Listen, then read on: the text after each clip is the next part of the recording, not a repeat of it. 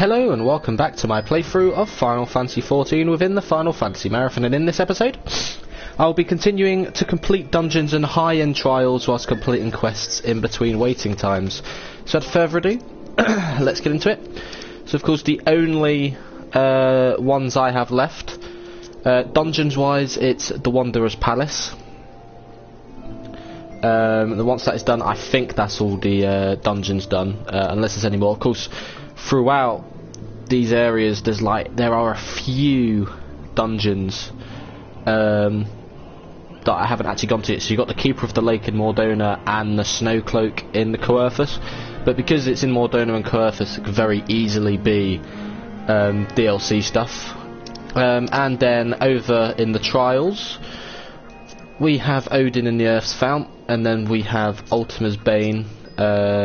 We face the Ultima weapon, and then Garuda Extreme version. Once these four are done, I'll be likely returning to Vesper Bay to do the Titan and Ifrit Extreme versions. There might end up also being an extreme or at least a hard version of Odin. There might be a few more, but of course in terms of what I've done, there isn't too much left. And then of course you've got the Binding Coil of Bahamut to get done, but we're practically done at this point. So we're gonna get into a pool of all of them, and we're gonna start the Crystal Tower DLC now. So here we are. Do I know you? Ah, unless I am very much mistaken, you are the famed adventurer who bested the Garlean Empire's general, are you not? The great Aramir Ironheart himself? Amazing. And more than a little serendipitous. One might even call it fate. I but recently received word of a truly unique opportunity, you see. An opportunity the like of which none but one of your proven worth could take advantage. The reward, naught less than the accumulated knowledge of a fallen civilization. The risk, a single misstep could cost you your life. But what is a little danger to a storied hero such as you? A man with absolute confidence in his own abilities stands to profit handsomely from this venture. No, I crave no recompense for my part in bringing this opportunity to your attention. The historic discoveries you shall make will be reward enough, I assure you. If my words have fanned the flames of your curiosity, then I bid you seek a man by the name of Rambros at St. Coinac's Find. It is he who stands at the doorway to untold marvels, awaiting the arrival of a champion bold enough to march across the threshold. As we go back over to here.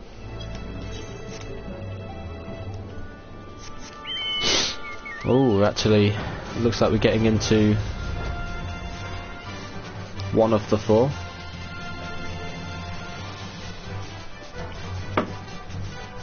So the extreme version of the Great King Moogle Mog, of course I figured out how to deal with that bitch.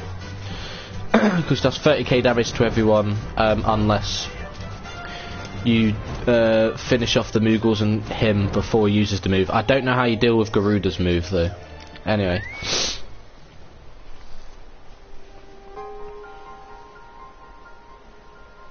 Why, if it is an Aramir Ironheart himself, I was not expecting such a celebrated guest. To what do I owe the honour of this visit? You were directed here, you say, by a man clad in foreign garb? Well, the opportunity you spoke of surely referred to our latest anthropologographical endeavour. I love that. Anthropogeographical. So he's an anthropologist and a geologist. Or geographist. Quite how he came to know of it is another matter. All knowledge of this project was supposed to be restricted to my organisation. But that is something for me to ponder in private. You are here now, and your services will, I am certain, prove invaluable. I must warn you, however, that the venture we have in mind is no simple excavation. An unprepared or incautious adventurer could very well find himself on an unplanned or unpleasant journey to foul, solemn halls. I rather thought you would say that. Your courage is scarcely a secret. Now, the first. Aramir, I thought it was you. What brings you to St. Cornash's? Don't tell me. The Alliance has sent you on another realm-shaking, history-making mission to lay low an apparently inseparable foe? Yes? No? Ah, I see you two are already acquainted. That is well, Master Garland. Our intrepid hero here caught wind of the forthcoming expedition, and has kindly pledged to assist us. He has he? Glad to have you on board, Aramir. You don't have the faintest idea what you volunteered for, do you? Very well, let's begin at the beginning. The Sons of St. Coinach are tasked with unearthing the secrets of the long-fallen Allagan Empire. and this present endeavour aims to delve more deeply into the civilization's mysteries than ever before. Ah, but I know that look. In the event that you feel ill-equipped to contribute much on the subject of Allagan archaeology, I invite you to recall your encounter with the Ultima weapon. That mechanical monstrosity represented a feat of engineering far beyond aught Garlemald can presently achieve. Nero Tol Scaver simply awoke it.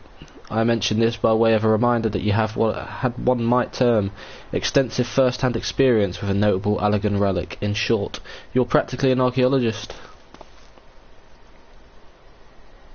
Now, to the core of the matter, here in Mordona there stands an entire Allagan structure that we have yet to investigate.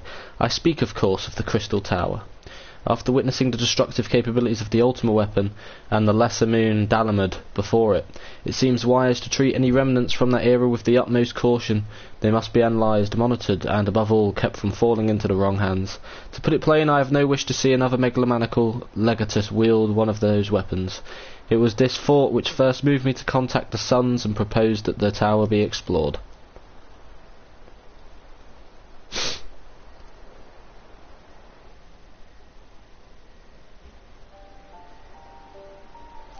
For several millennia the Crystal Tower remained hidden, buried deep underground, but, like so many other things that were better left undisturbed, the structure was freed from its stony prison by the great upheaval which accompanied the coming of the 7th Umbral Era. It now stands revealed in all its splendour, a gleaming spear of crystal, pointed at the bosom of the heavens.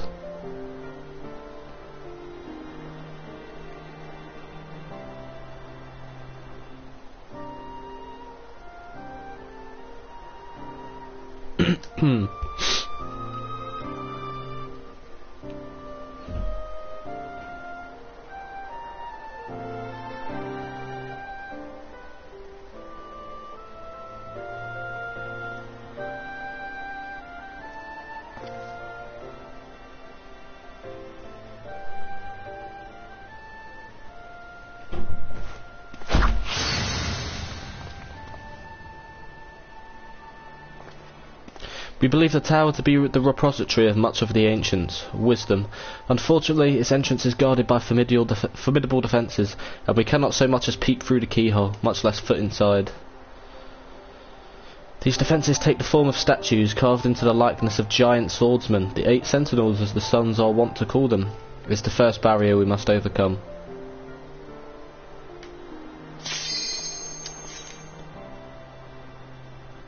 We've got the Ultima weapon first. I want to simply fly over them in an airship, you ask? I'll have to get back to that bit in a sec, but I'd rather get into the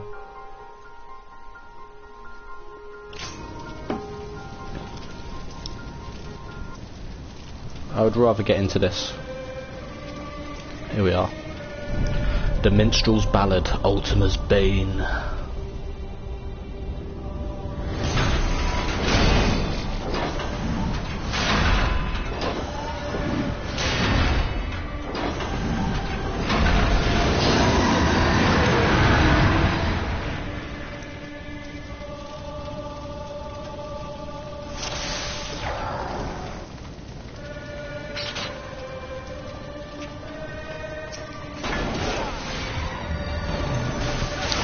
"75 Allagan tombstones of poetics," that is poggers.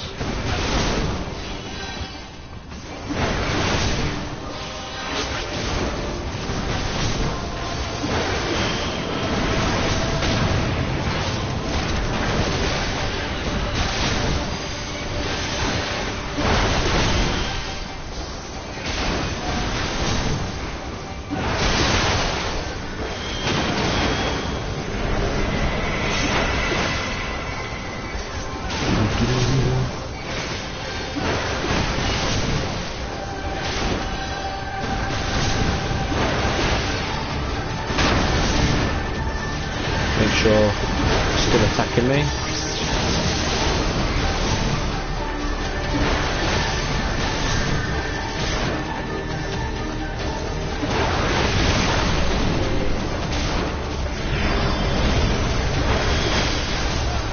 Oh, here he goes. Dun dun dun dun dun dun dun dun dun dun dun. Does he still have 2 phases like he does in that? I wonder.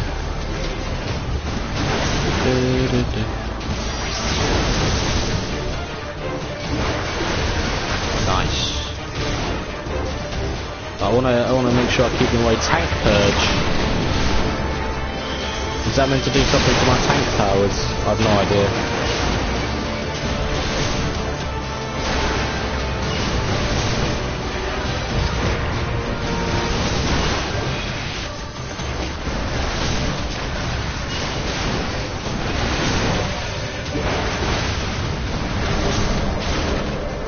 Oh, that's Ifrit gun. Aetheric boom. What's up, mate? But you're so obsessed with me. Look at you. Can't help yourself, can you?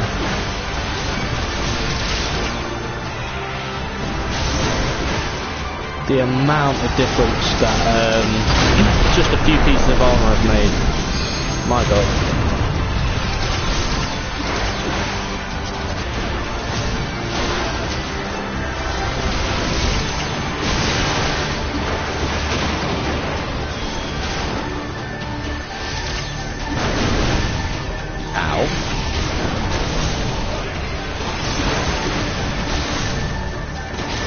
It's not my job to go after all the little side bits. Heal me! Heal me! Shit.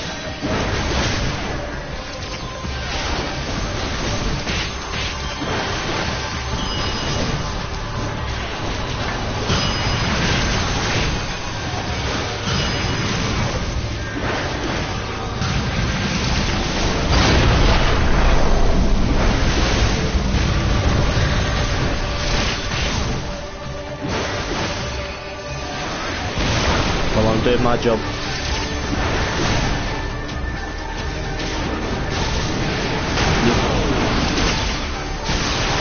Shit. Gotta get out of the way of the Magitech bit. Need to keep an eye out. Progress of taking this bitch out has slowed down a lot. I've got to keep attack on the auto weapon. And from now on, like when you get side targets, I just focus on the boss. Sometimes I like go attack like the 11ers that come out from the boss. Ow. So you have to finish him off before he does that.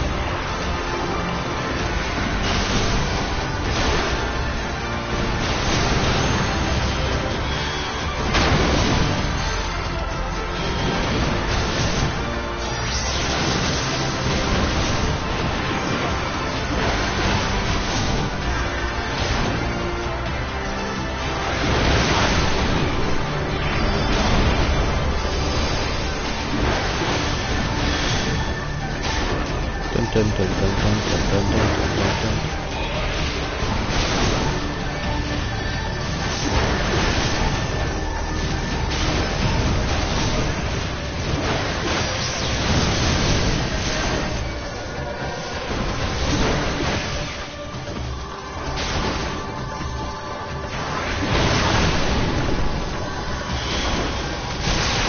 Keep it going. So when he enters his quote-unquote final stage, I noticed like the damage we're dealing to him slowed down a hell of a lot. This is where we start getting the little mithril bits. Or Magitech bits, sorry, not mithril. Just keep my eye on the floor, any blue lines.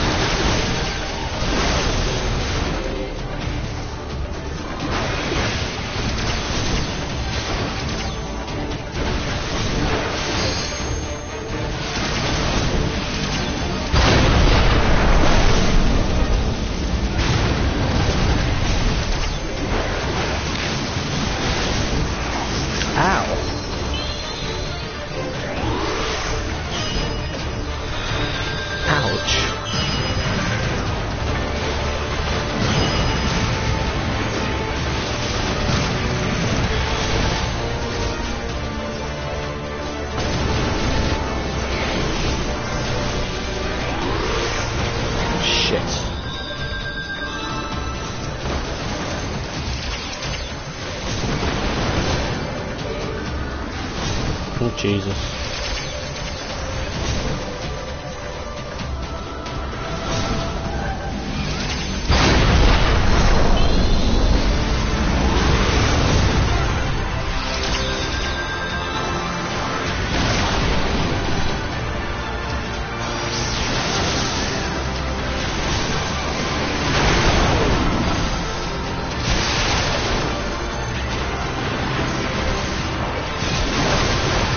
We need to deal with him before he uses his ultimate move as well.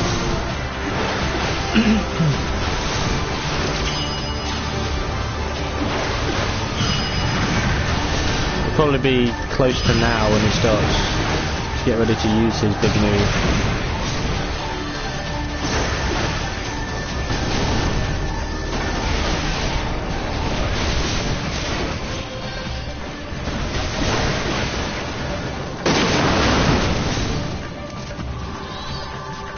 What the fuck is that move?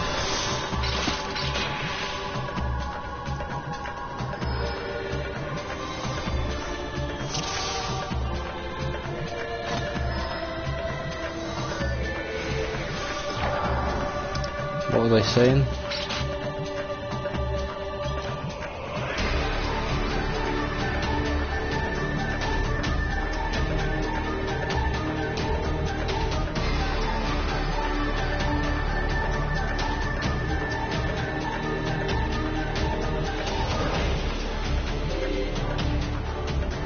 Oh, they're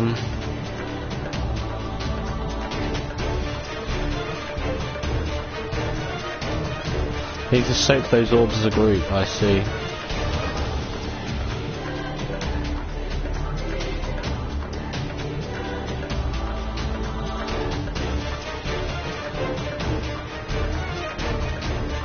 Hang on.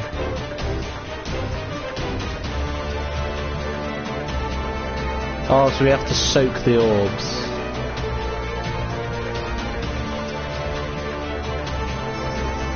Now hang on, so when Aramir gets to 4 stacks, turn your stance on and provoke the boss, Cedric. And Aramir will do the same when you get to 4 stacks. I see. And then tank the last orbs.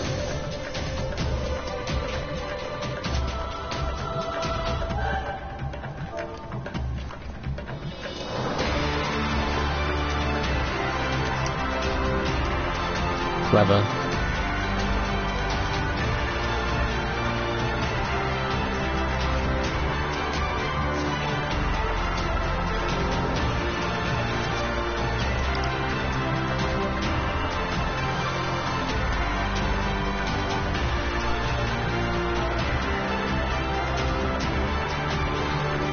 So me or the other tank has to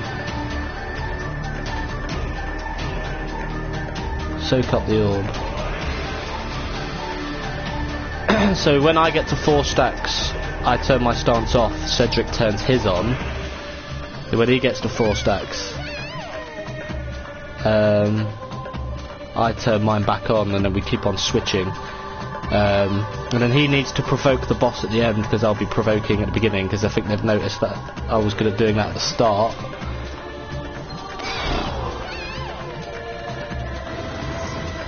Right, okay, here we are.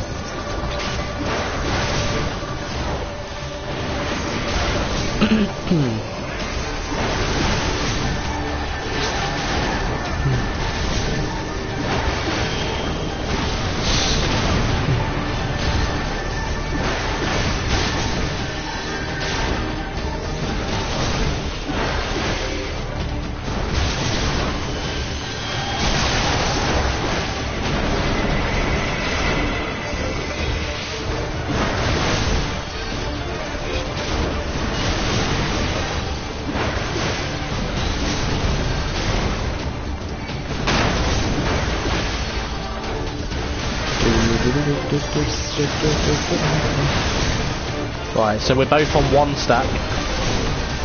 I'm going to assume that's what that blue shield is, that's a stack.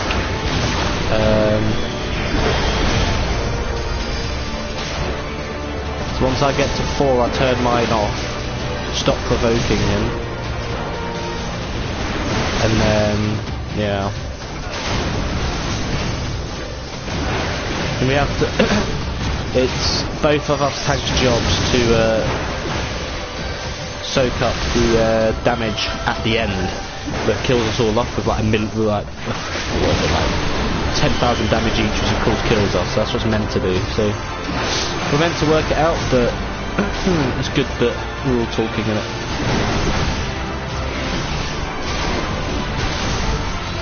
I'm on 2.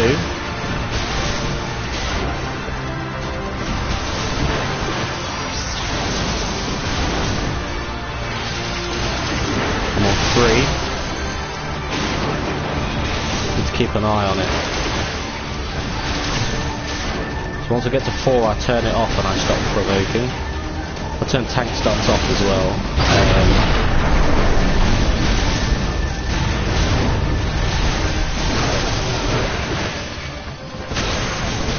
Right, I'm on 4 stack, turn that off.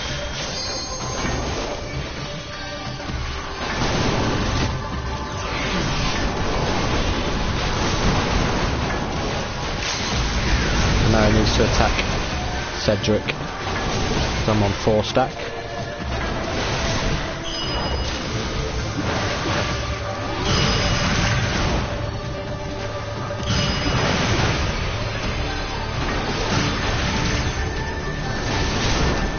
Cedric, you need to... Right, he's got it on.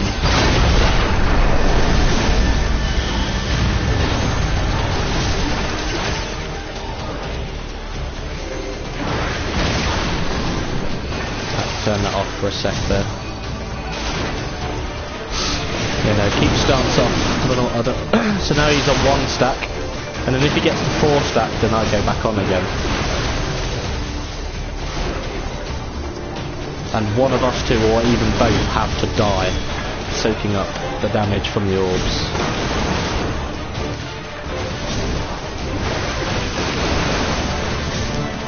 Shit.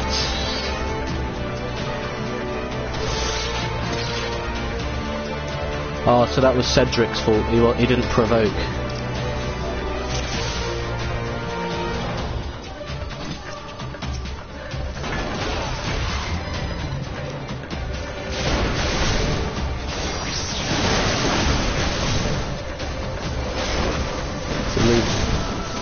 So whoever's Velgrind, so one of the 4 minor attackers will be calling it out in area. I need to get tank stance back on and provoke.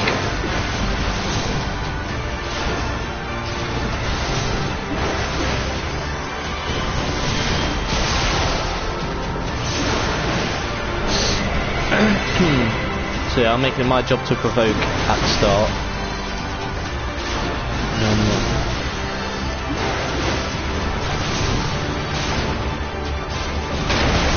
The only thing that would be good for like having open mic and not just chat, because then we'll be able to be thingy better. But these fights are really complex, like figuring out what to do at the end of them.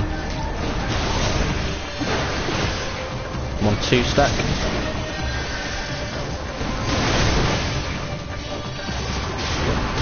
So we get to 4 stack, they said I have to turn it off. I'm on 3.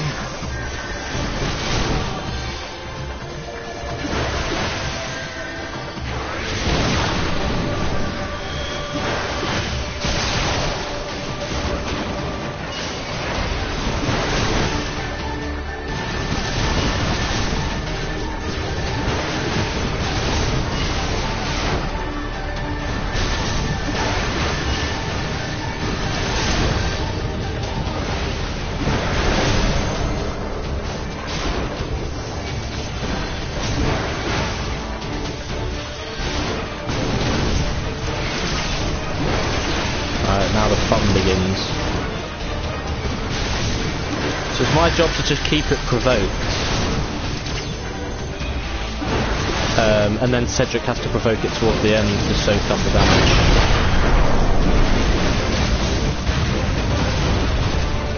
That Velgrind Naya said they're going to call it out anyway.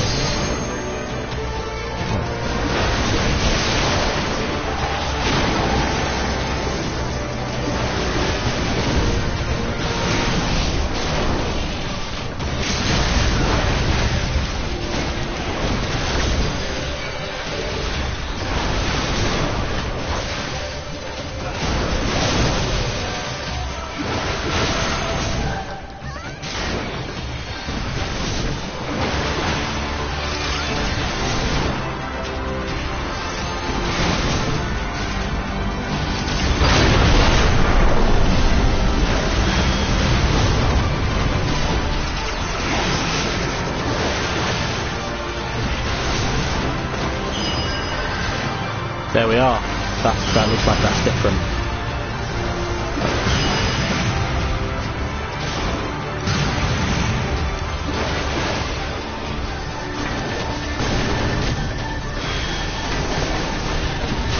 Shit. Right, now I provoke. No? What's happened there then?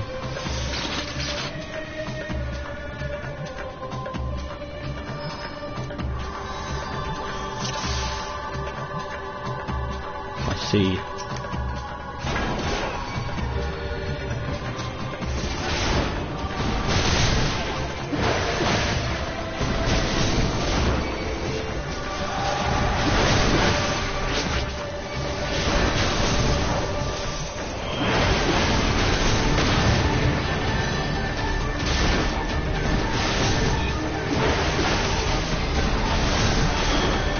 I should probably not tomahawk either, because that has a chance to draw away back to me. I think that had to stay with Cedric then.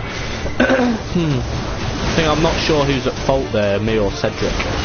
I don't know if I was right for drawing him away, or if he then drew it back to him or not, I don't know.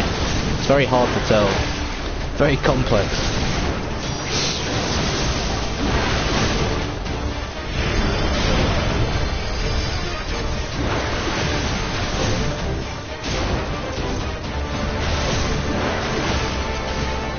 I definitely would like 75 elegant tomestones of poetic though. That would be juicy.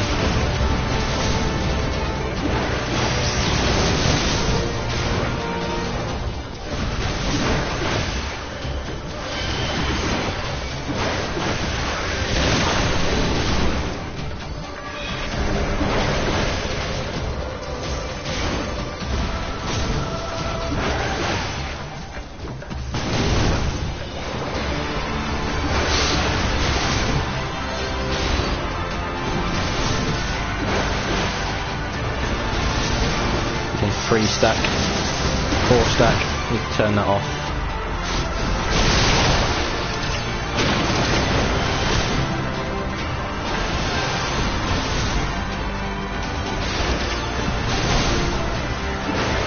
Cedric, you need to take him off me. Cedric, yep, Feldren said provoke. Right, I'm on a 4 stack, you need to provoke. And I'm dead. Because that's why I died 3 times in a row. What was it, 2 or 3 attempts ago? And I need to now stay away for a minute. Fuck.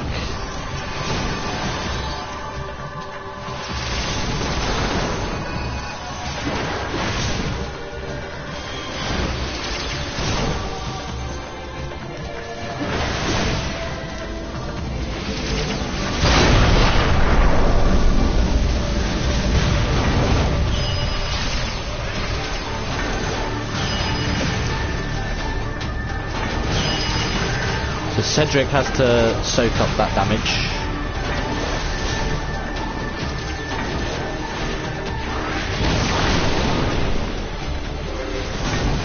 There we are.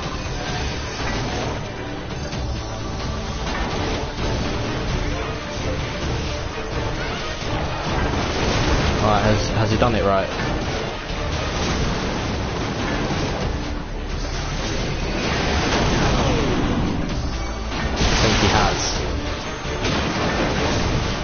Yeah, that dealt 0. There we go, now I think we're done. Yes! So it was Cedric, but I think you get a bit confused as to how to do that. So because of course from the first attempt I was the one that provoked and soaked up all the damage until you got to that final phase. So whoever the one that was like telling him what to do,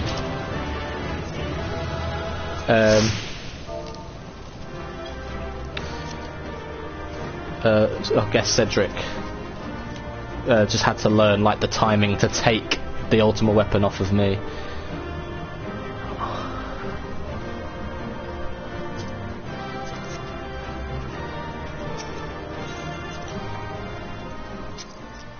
There we are. We are done. That's one of the 4 done. Have to figure out how to do it with Garuda. I've got a feeling it's going to be... I mean, I don't know. It's going to have to be something I'm going to have to do. But yeah.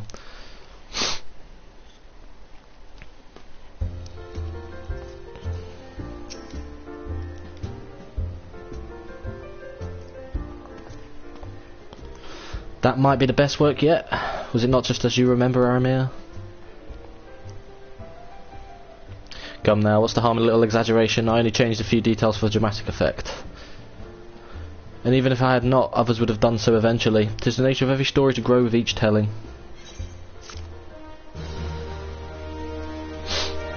Well, that's the ultimate weapon done.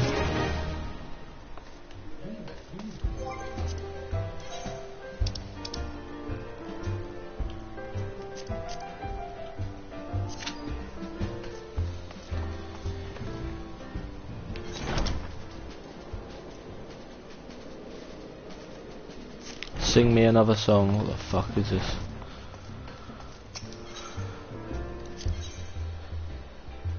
This quest is not yet available. Dungeon requirement: the second coil of Bahamut, turn 4. Are we doing the coils of Bahamut last?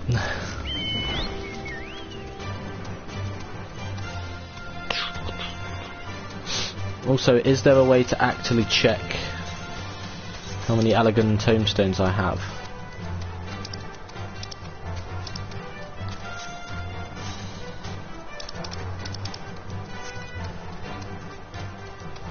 Because I would like to know.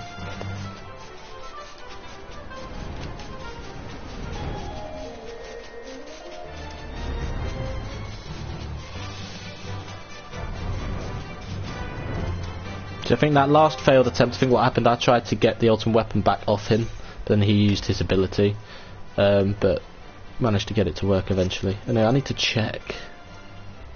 How do we check?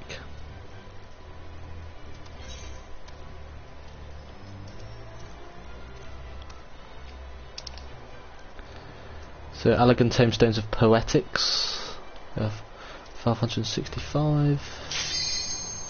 No, the Wanderer's Palace, aha! Time for the final dungeon. Let me have everything else.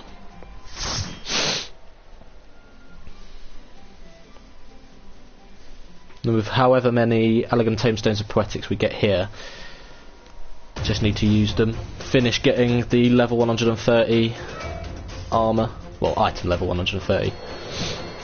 But after this, of course, I don't know if there are any more dungeons or not.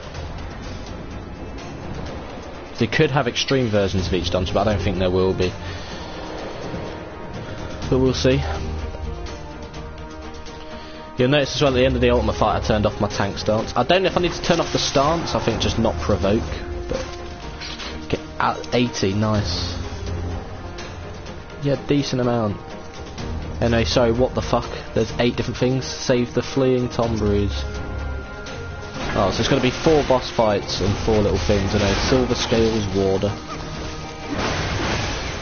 I'm just glad I do better damage now, because I'm not meant to do the most damage, I'm just meant to soak it up. But y'all...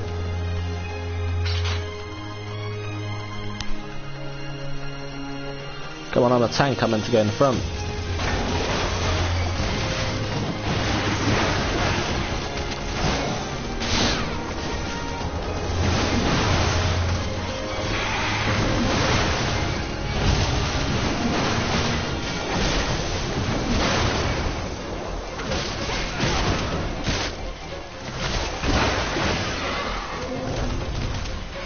There we go.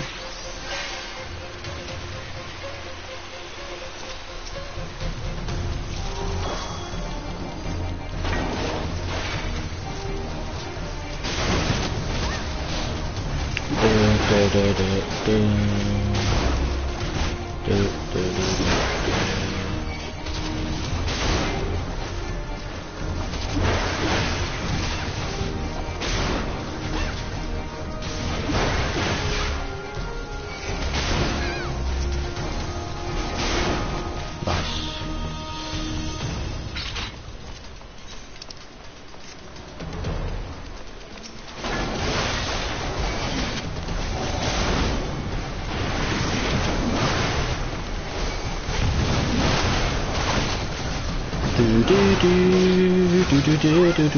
will say though, with the announcement of the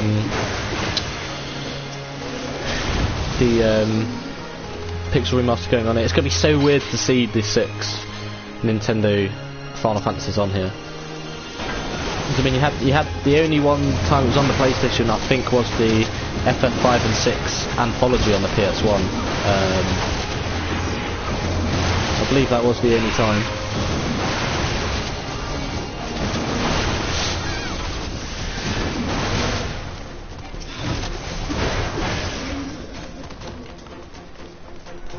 But yeah.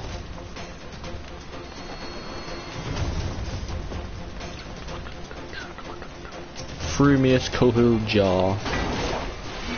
Kill me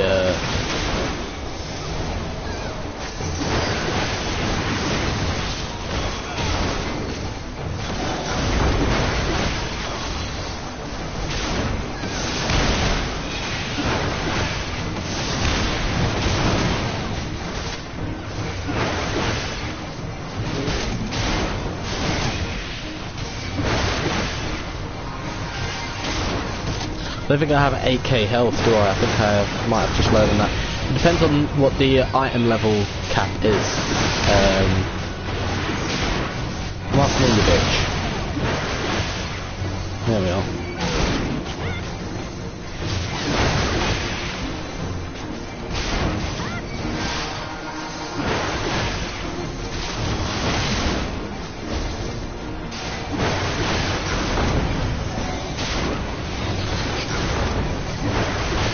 That's fine.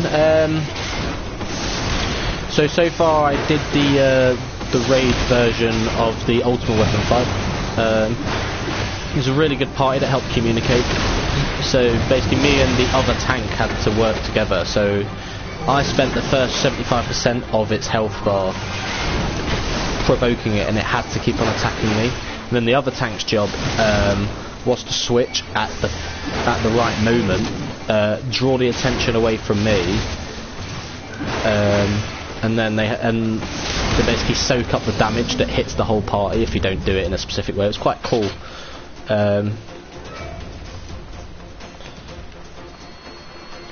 So like the one who's clearly like a veteran that's done it a lot, because of course you just keep on doing it to get like the tombstones. Because I found out yesterday.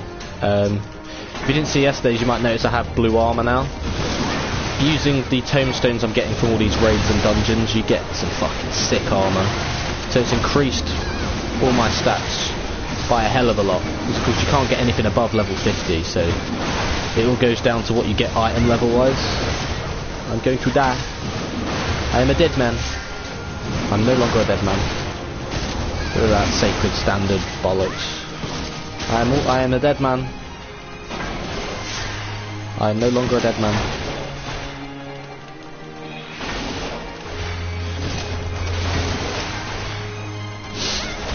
Yeah, it was quite fun because you just like use the chat. Like the one that was like basically told the other guy what to do. He messed up a few times, but it was fine. So I was just the crowd controlling tank, ensuring that the ultimate weapon only attacked me and the other tank was just fresh. Then he switched because the ultimate weapon basically used these orbs that deal 10k damage to everyone to instantly kill. So I had to stop the ultimate weapon from doing that to everyone. So he soaks up the orb by switching and provoking him at the right time, and then the attack did 0 damage to everyone, and that's when you know to do it right. And then, yeah. It's interesting that like the hardest version of each like boss like has a certain gimmick that you have to overcome to stop it from instantly killing you.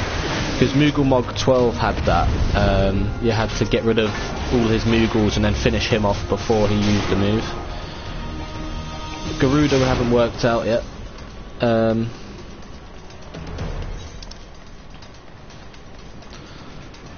time I did it, I was very confused.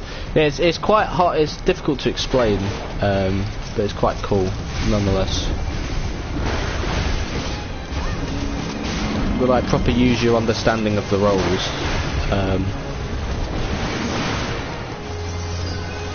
And I've always been good at least being a crowd controlling tank. I mean, I say that as one of the enemies is not attacking me at the moment.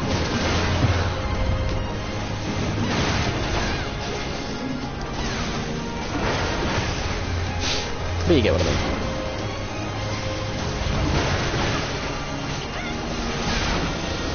So we don't have to attack them, that's interesting.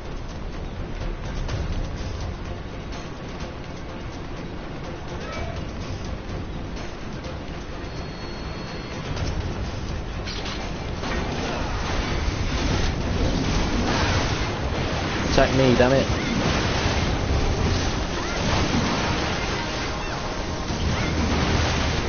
There we are, they're all attacking me now. Other than that fucking rhino.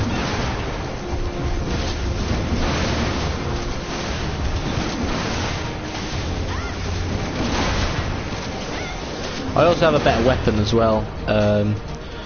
So like the item level I had before was between like 75 to 90. These are all like item level 130. So I should have enough tombstones to buy a few extra pieces of equipment, which I am going to do.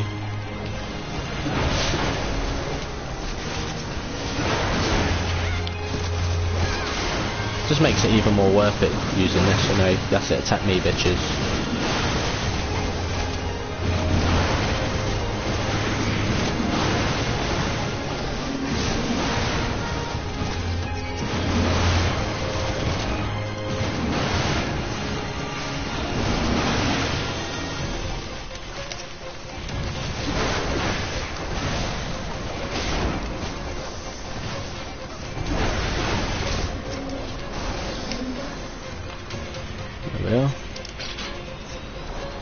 Defeat Slippy Zulu Jar.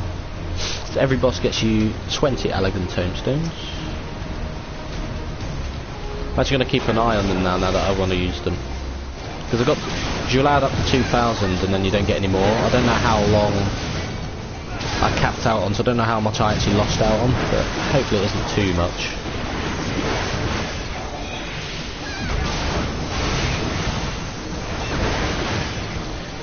Me, damn it. Me. I said me. Do I have to hit you with a tomahawk just to prove a point? Fuck you. Heal me up! What the fuck is that?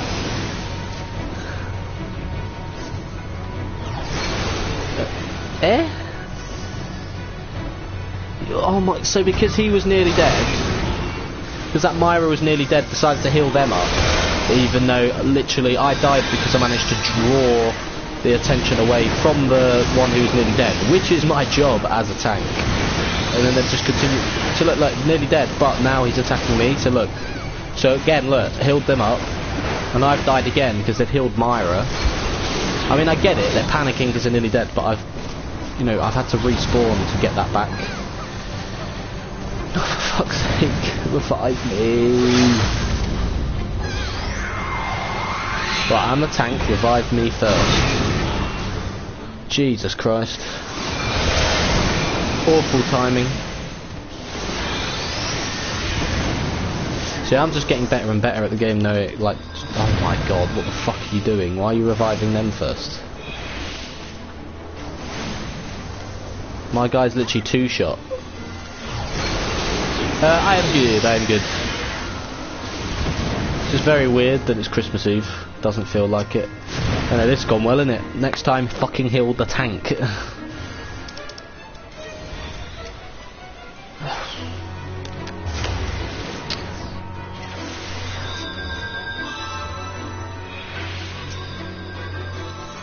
Fuck's sake. Oh well. I get why they healed the one who's on 68 HP, but I managed to perfectly get rid of the attention from Myra, the one that was about to die. I guess they panicked to just heal them, but if they thought about it, they could heal me first. By the time they heal Myra, I'll have my health back up to be able to tank enough damage before I get healed again. But, you know, I weren't actually paying attention to health before. I never usually do, but I paid attention that time and saw. Oh yeah, I mean, I weren't much to talk before, but the past few days helped me kind of learn the best way to play with people. You know, I'm doing my job, of course, as the tank. I'm soaking up the damage, so like I redirect the boss's attacks to me. I get there on 68 health, but as long as they stay back and there's no AoE attack that can reach them, there's a chance that I can get healed. I take the damage. I mean, I have 7,000 HP. Before the items I bought, I'd have just over 5,000. Right. Use the tank stance, which should make it easier to keep the boss on me. I've literally provoked. I was gonna say, are you immune to getting provoked and shit? Me. So watch them heal the one on 3k. Oh, they fucking hell. Well done. Well done. I'll keep the damage on me. Stay on the other side. Look, so other side. Stop coming round. What I was doing really well with the ultimate weapon fight at the beginning of the stream is I was really good at just, if like it got close to the other 7, I would draw it away. I actually find it much easier to crowd control in a group of 8 than a group of 4. Ah shit, it's not the healer that's become a toad, is it? I don't think so. I'm gonna have to pop every single one of these abilities. Fuck's sake.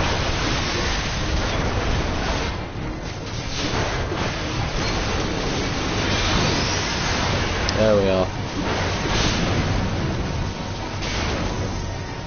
Can't provoke for another 10 seconds, so I have to hope he doesn't lose concentration of me. There we are.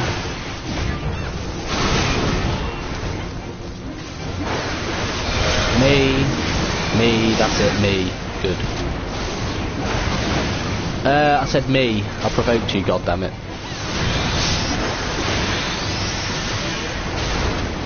Hello? Oh my fucking god, this is where the problems start. Why was I not healed? If I was nearly dead, why was I not healed? I better get 2 alligator. Yeah, I was gonna say I better fucking get them. Jesus Christ. So you get a bonus 80 for completing it for your first time. But I've got 20 from the first boss, 30 from that boss. There'll be at least one more boss. So you get bonus as well. I didn't pay attention to it before, but that's what I mean, like, I've started paying attention to it more. I mean, of course, this was my first MMO, so I have the excuse of being naive to MMOs. To, like, not know everything, all the ins and outs and stuff, but now I've started being hypercritical and studying what the other players do wrong. Of course, I've never used the healer, or the... I don't know what the... I guess DPS, yeah, it'll be DPS. Like all your other ones. Tank, healer, DPS.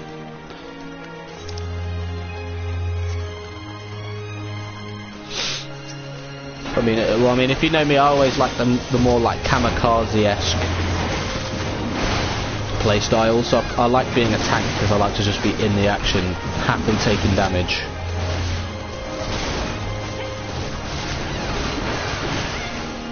Be vulnerable to a lot of damage, but tank a lot of health, so it doesn't really matter. Perhaps there's a key which could open it. If that's some like bonus shit, it is what it is.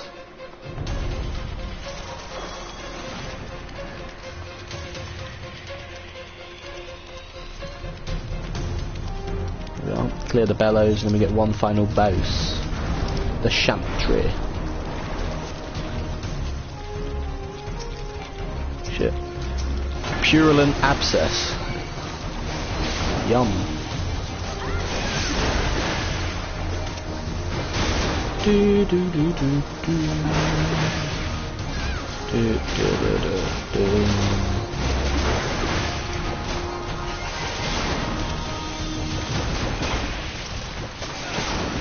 Right. Provoke, then go overpower, straight in the middle, fuck all of you, die. There we are. Because my... oh shit.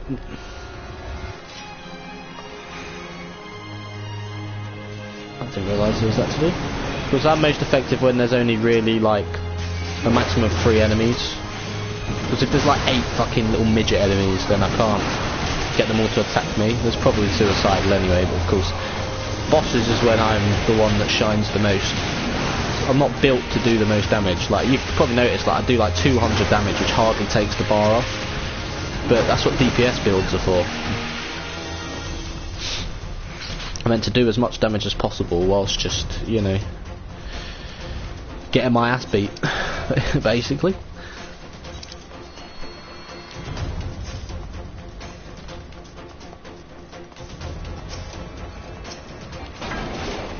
Oi. Yeah, that's what I thought, bitch. And you. And you.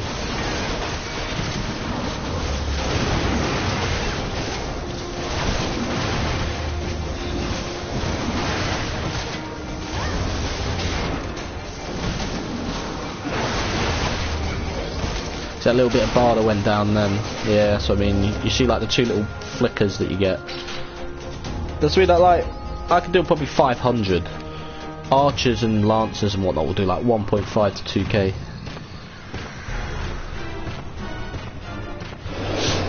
Hello there. Is that an Omolja? Oh no, that's a double-headed like Sahagin? Looks like a Sahagin face. Defeat Manzom Mullah Jar Jar. There's some Star Wars level shit. What the fuck? Attack me, bitch. Yeah, that's what I thought.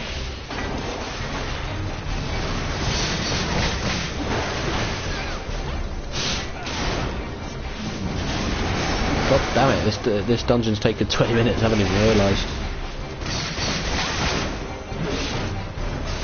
Kill them. Kill them now.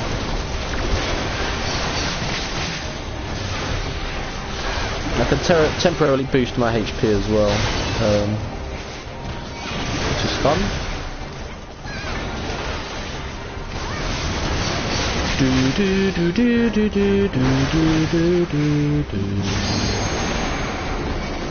Need to get out of that. Got some poisonous gas.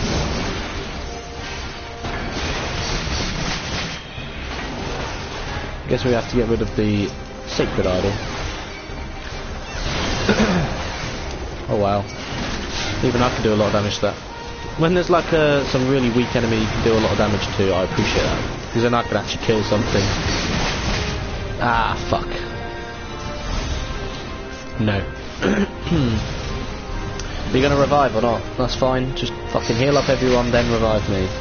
Heal up everyone, then revive me. Is it perfect? He's wasting his time with a timed move. He's wasting his time with charged moves. What are you doing, man? Oh my god. Fuck me. I better like, how are we dying so quick? Because you're not a tank. Right, so when I didn't have the best understanding, I was getting these really good players with me that helped like carry. I learnt off of them kind of the best things to do. Look, it's a charged move. That's it. Send. What's happened? Why is it failed right at the end? But now I kind of have a better understanding of what to do. It's just fucked.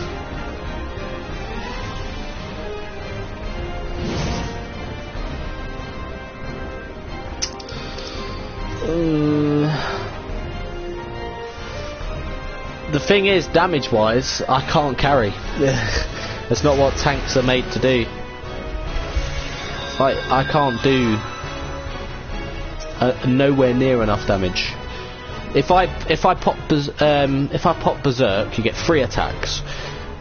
With the armor and the axe I currently have, I can deal about 800. So if I use maim, it's about 600. Heavy swing 550. Then maim again is about 860-ish. Because you have to use both. That's why you probably see me use both, like interchange in combat. So maim, heavy swing, maim will do about 2k damage with all 3 of them.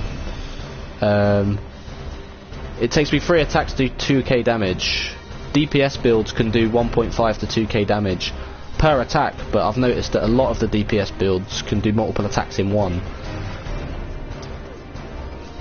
There's only so much I can do. I have my Defiance set up, which is my tank ability.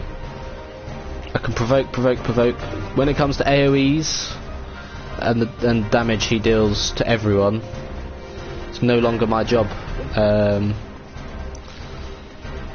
They have to control how much damage they take from any attacks that are out of my control. I can take all of the individual attacks, but that's all I can do.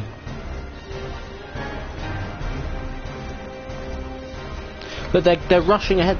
Look, I am the tank. I start the attack. Then I provoke. Then I do that. Right, so 312, 490, that's about 800, 856. That's 16.5, well 1.65k. If you look at their damage now, so they've just dealt 564, 408, 2, like, look at that all together. They've dealt about 1.5k in a flurry of 4 attacks, all at once.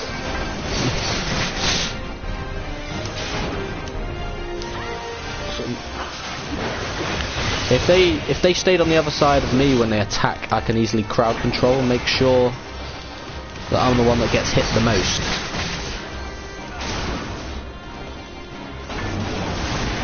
So if I see that I'm no longer getting attacked, then I will provoke. That's what it's there for. I'll get one every half a minute, so if he starts playing up like a bitch too much, then it fucks it. But, you know, fuck you.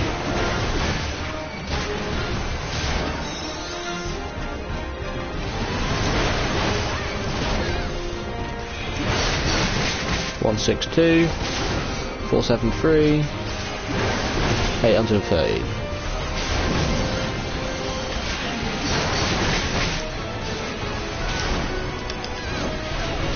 Heal me up and I'll pop my abilities, fuck me.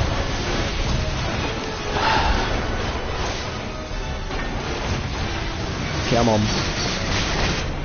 You've got to be getting rid of these other fucking things. It's not my job. I have to stick to the boss. The thing I realise now, like, what I used to do was go off like these sacred standard little towers that are causing this little field here. I'd usually go after them. I usually would.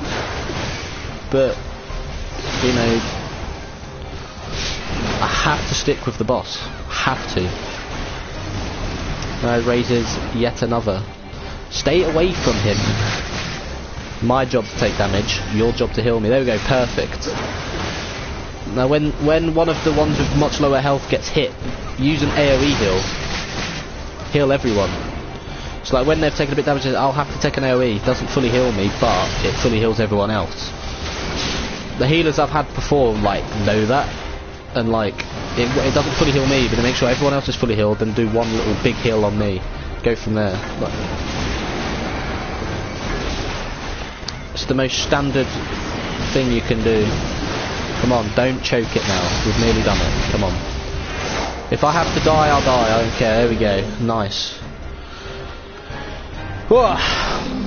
You're very hypercritical, but I came into this stream thinking to myself, right, now I have a better understanding. I'm going to be much more critical.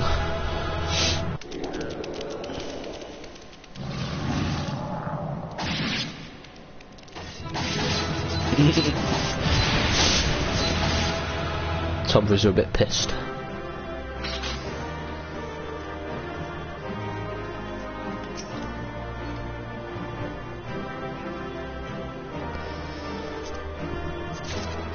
Do, do, do, do, do.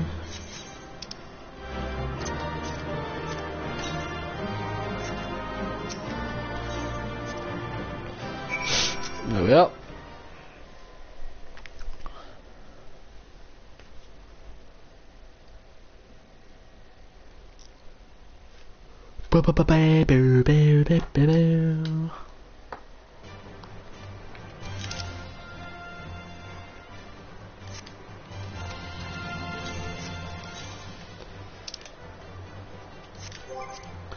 Right, so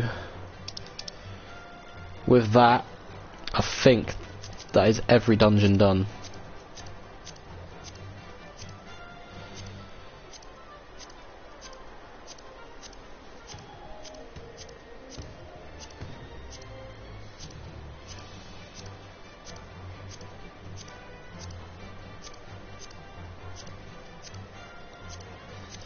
Right, so that's every dungeon done, unless there's more that I get for now.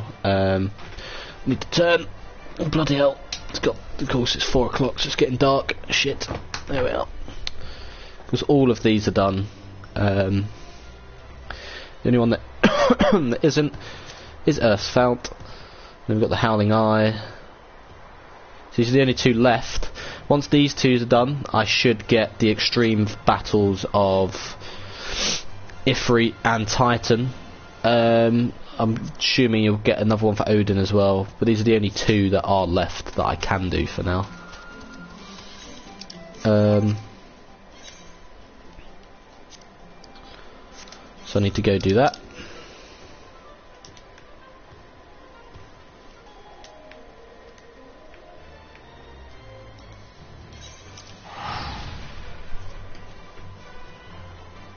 Go hand it in. I'm going to return to Uldar, get some more armour with my poetic tomes,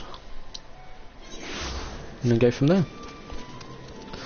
I mean, there's a lot I didn't know because I just found in that shop yesterday as well, with the poetic books. Yum.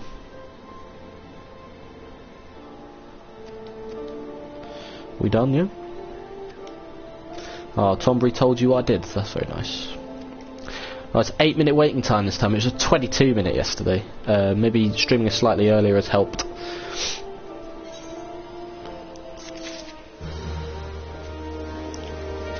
Look at that. There's only 4 quests left on that side. There was a point where there was like 20 of them fuckers about a week ago.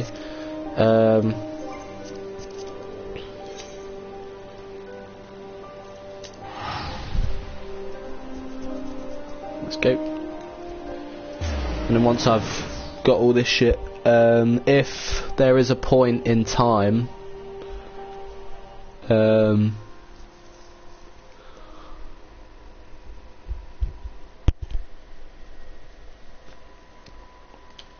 throughout this stream that I get to continue doing quests, I will, but I mean, by the time I've like got more armour and stuff, if I haven't got into one yet, I'll, you know, continue doing quests.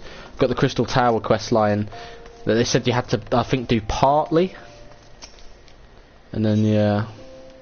And before we do this, let's make sure, not inventory, armory chest, make sure none of this shit's full. Oh shit.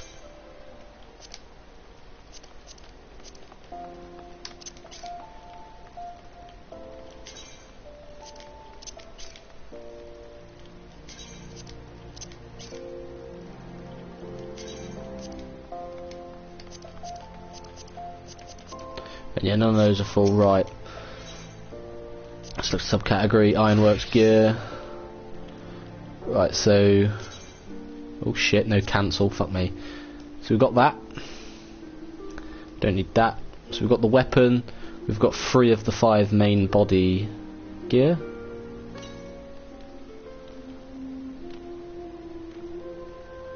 Got trousers, we've got feet.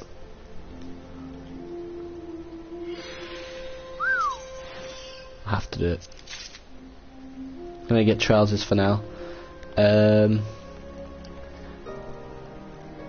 That's 5 items got, 5 more to get. So there's, I could get, well, I mean, I could get 2 rings and then bracelet, necklace, earrings. Yeah.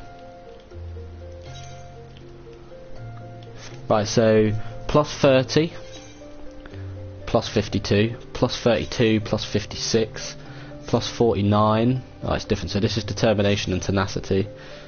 This is direct hit rate and tenacity. There we are. Just 1 more to complete that armour set.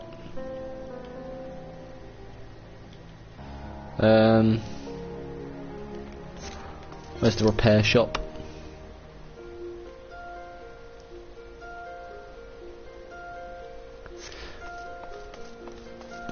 Like dying in like the raid bosses, which is gonna happen to everyone, speeds up your armour, like breaking and shit. So need to make sure I keep on top of that now. Right, so currency. So you have 235. shit, gone a bit too far. What that is?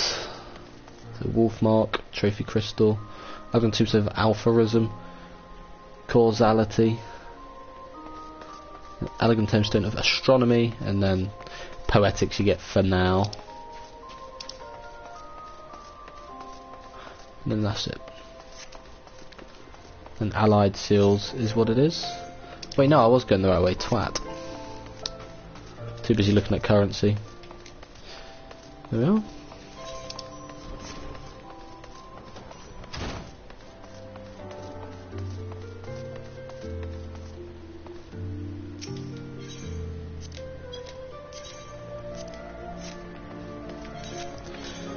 Right.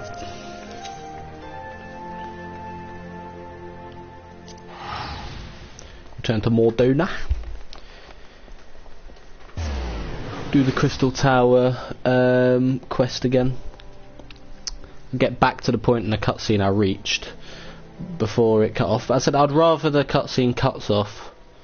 We don't get to see the full one of it straight away, but then I get into one of these extreme fights, because the pull to get into these compared to the dungeons are much longer. It's because the amount of people you need is doubled, and then yeah,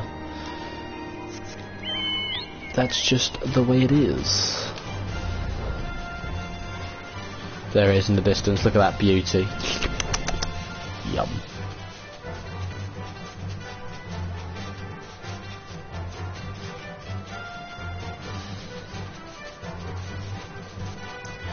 So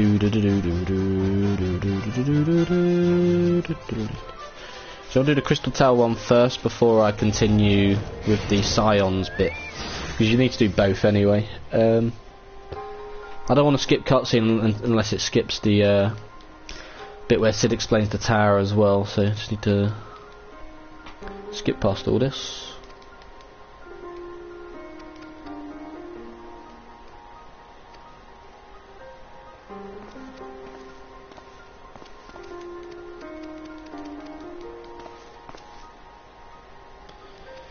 Get back here. Yep.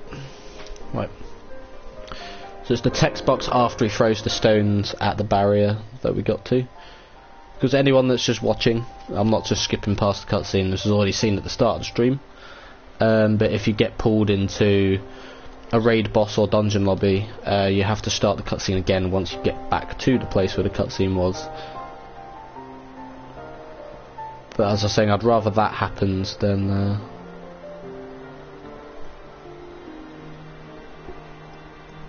I'll just continue with the story here, and then I don't make any progress on all the raids and stuff.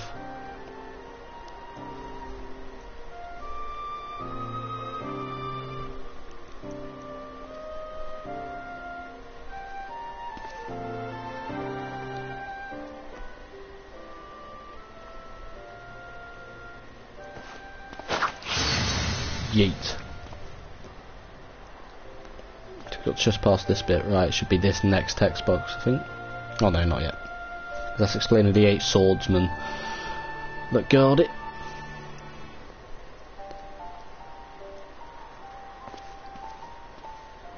There we are.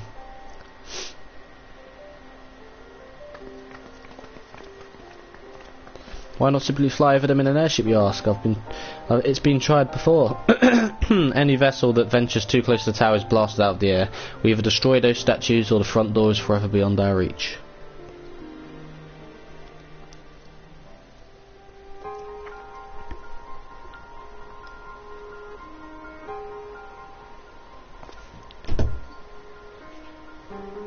My colleagues and I are ill suited to negotiate in such deadly hazards. Put my teeth back in. Thus, if we are to gain access to the tower's secrets, we must needs employ the services of an experienced adventurer. It will be difficult and dangerous, Aramir, but I can think of no finer man for the task. My armour looks quite cool. If I didn't know better, I'd say you have a taste for these deadly escapades. I look forward to working with you again. There is much and more to be done before we can begin the expedition proper. Take some time to prepare yourself, and I shall explain the challenges that lie ahead.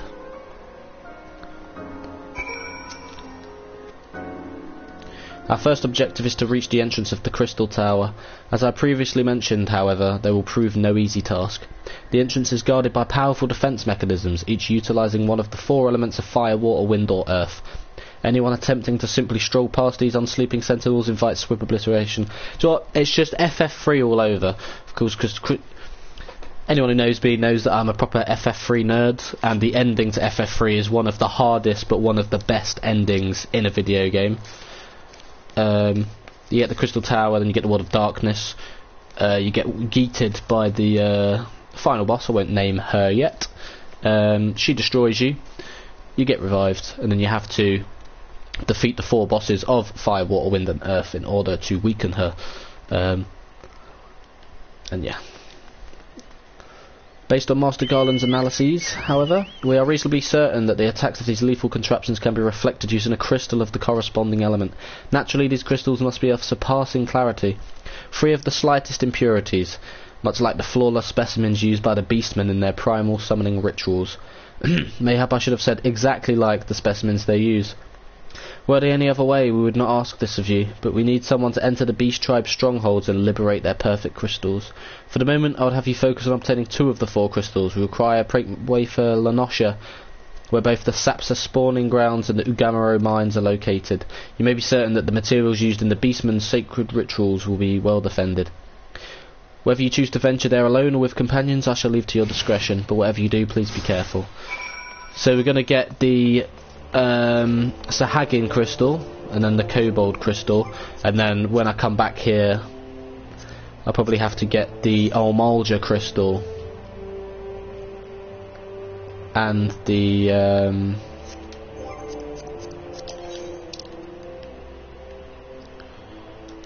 thingy, XIV crystal.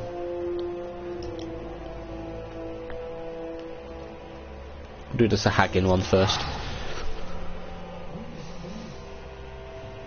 Do do do do do do do do do.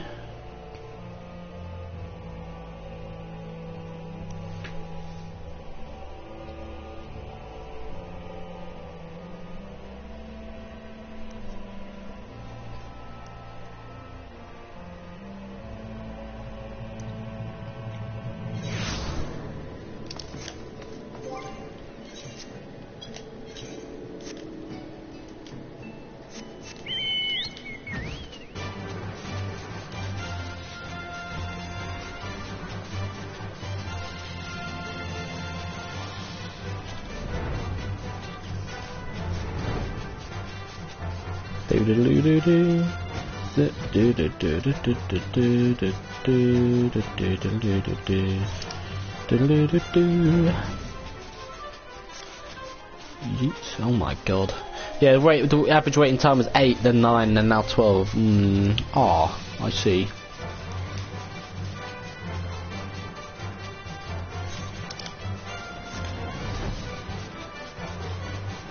Yeet. I love being able to fly.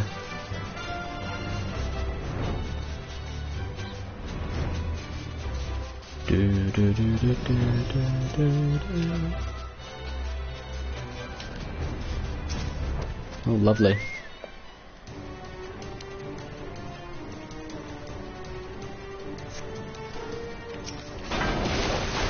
Sahagin Wave Rider. Yeah, you are not doing anything to me. I have got such good armor now. Fuck you. Yeet. So I still need 2 DPS, 2 healers and a tank in order to get into whatever one of the 2 is trying to pull me into. How long have I been streaming for? Hour and 15. If I get into just one of them. If I can get into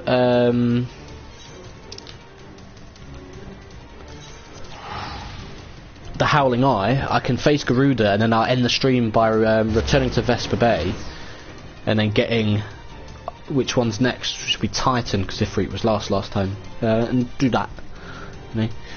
But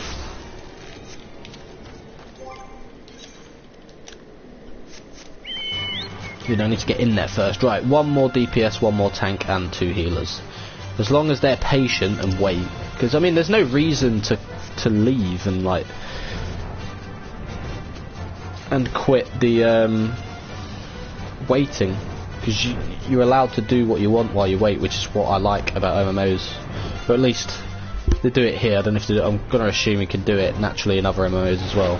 So being able to progress the story whilst it's going is good. But yeah, DPS is left now. Bit annoying.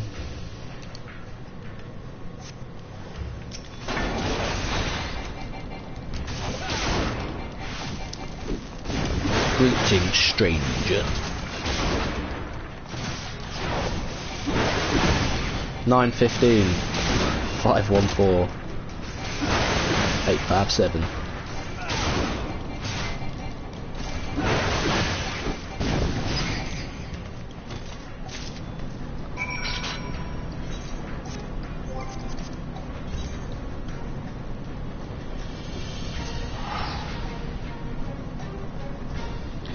Right, 1 tank and 2 healers. For some reason we're not getting the pool of healers in.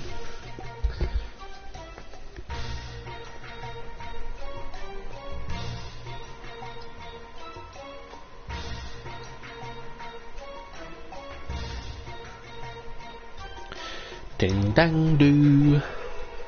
I'm curious to see what the coil of Bahamut's going to be like as well, because I'll be doing all 5 turns, but I want to do it last.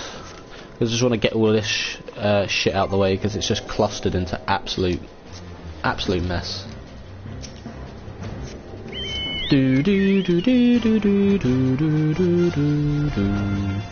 Right, 1 more tank, 1 more healer, and 1 more DPS.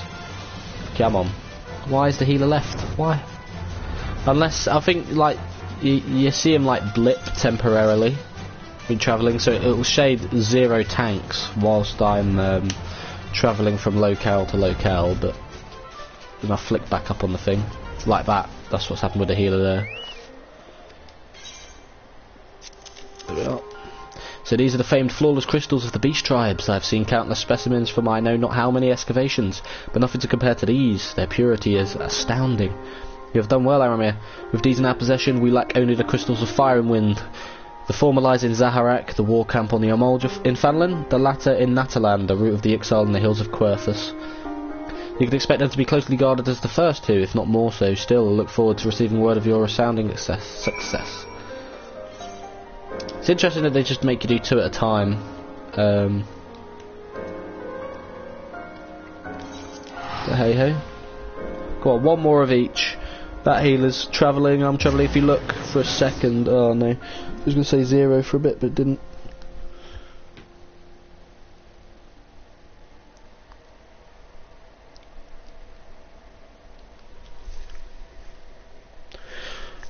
Do do do do do do do do do do do. Do do do do do do do do do do. Fly over the mountains.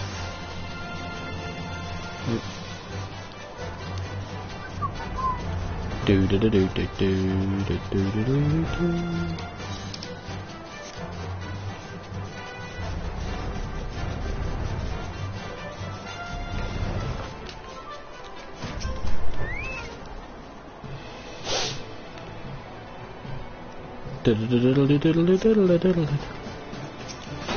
Ixali Skycaller. Look, you're dead, mate. Just admit it. You're doing nothing. Nothing, I say.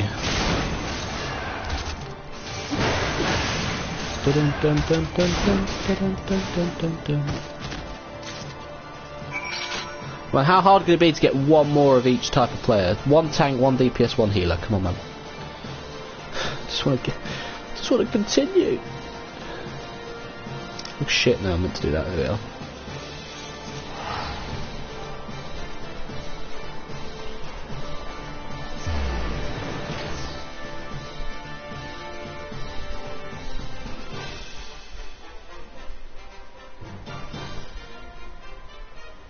Come on.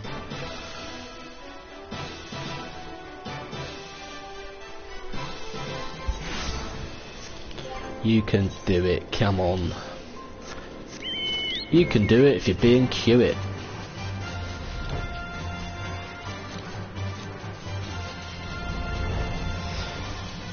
Well, that healer's clearly doing something similar to me. They're bouncing up and down the place.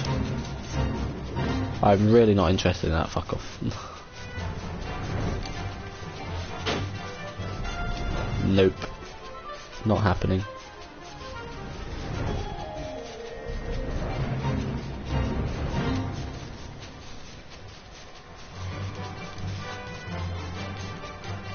A 20-minute waiting time. Fuck me.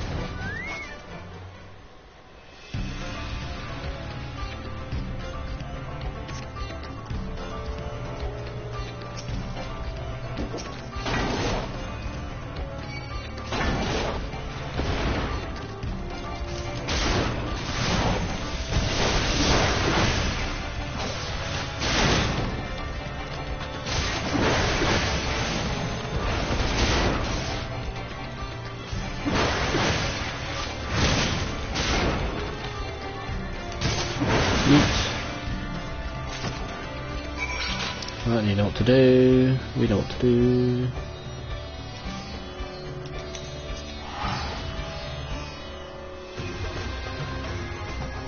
"20-minute wait time, you know. Fucking hell.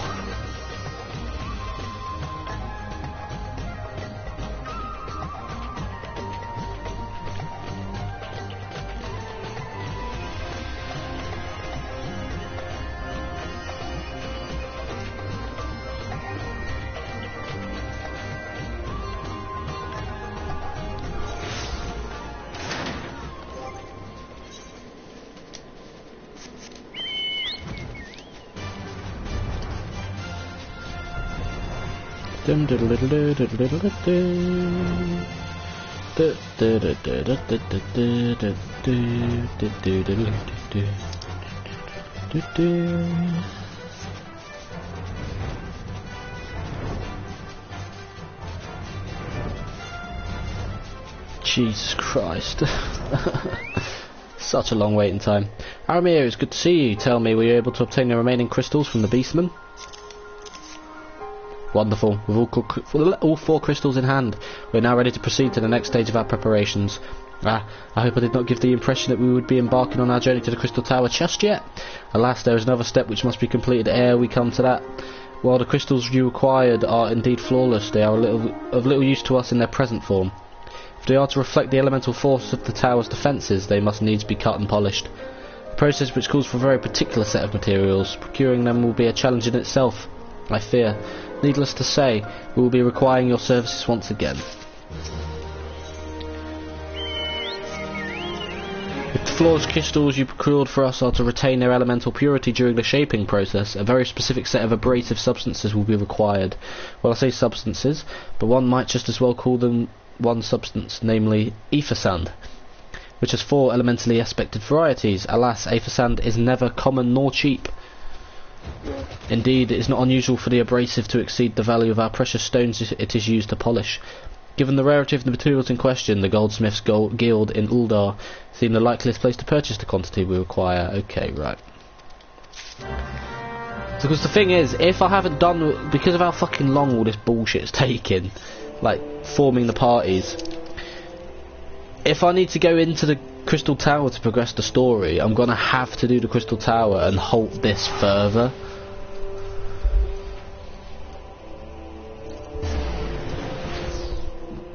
I really need to try and get these done before. What I do, if I unlock the Crystal Tower, before going through the Crystal Tower, I'll continue with the Scions quests.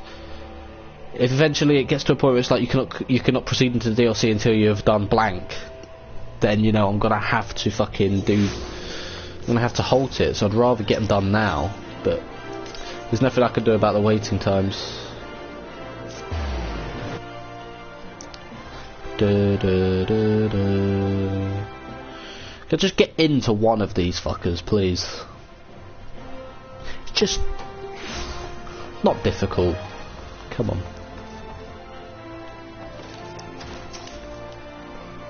Ah, Master Ironheart, welcome, welcome. What brings you here, if I may ask? Serendipity's done a lot. We're here on behalf of the Sons of Saint Coinash. What fortunate timing. I was just about to contact Master Rambrose with the news that we finally managed to acquire a quantity of fire aspected ether sand. I'm afraid it may be some time before we can supply the other 3 varieties. But you're welcome to settle accounts for that which we have now. Pray speak with Jermaine over there. I do beg your pardon. It seems she's assisting another customer. Come on, there must be something you could do. Without that sand, we'll have to rethink our whole design. I sympathise with your plight, sir, but as I explained, the ether sand in question is already spoken for.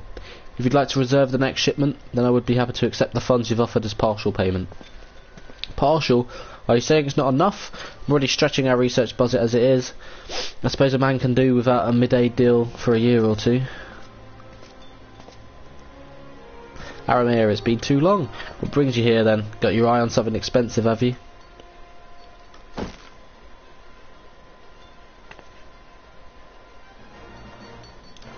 Well now, this is quite a money pouch. The sound of so many guild clinking together is strangely satisfying, is it not? Calming and yet invigorating at the same time. Oh no, you're here for the blooming ether sand, aren't you? Well, can't deny the elegance of organisation's a subject worth researching. The chief said he was looking into something big, but we never thought to ask him what. Wedge and I have been too busy tinkering with a new airship design to think of much else. See, well, I say tinkering, wrestling could be more like it. Still, after much wringing of hands and gnashing of teeth, we've managed to put together a prototype crystal-powered propulsion system. We got the idea for it when we heard how you lot had used a corrupted crystal on board the Enterprise. What the hell? Breathe, Anna, breathe. Anyway, to cut a long story short, our design calls for all 4 varieties of ether sand. And that's why I can't just relinquish my claim on this batch here. Even for you, lad. Now we're meant to usher in a brave new age of technological innovation, if not by technologically innovating, huh? While I hesitate to interrupt such an impassioned speech, duty compels me to point out that this gentleman is a representative of the organisation that reserved the ether sand in question, to mention nothing of the fact that his purse is considerably larger than yours. Oh, it's like that, is it? No, I'm afraid so, mate. Afraid so. Alright, this batch is yours, I'll let you have it. But if you're going to take my sand, it's only fair that you grant me a role in this project of yours. I'll take it as a yes. It's not every day you get a chance to experiment with the wonders of the ancients. With any luck, they'll inspire me to think up another technological innovation or 2.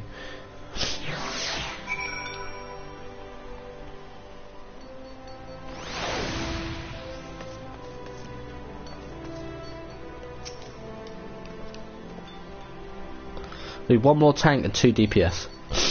Come on. Now then, for what you've told me, I'm guessing you'll be needing the other 3 varieties of elementally aspected ether sand as well, right? Then rather than sitting on your rump waiting for a shipment they may never come, I reckon your time would be better spent looking for the stuff yourself, and it just so happens that I know of a good place to start. There is said to be a peddler in northern Fanlin who, very occasionally, handles the earth-aspected variety of ether sand. Wedge is in the process of confirming the rumour as we speak. I know what you're thinking. When did my timid little friend decide he didn't need me to hold his hand anymore? The answer being, just the other day. Seems he's been inspired by a certain adventurer's heroic example.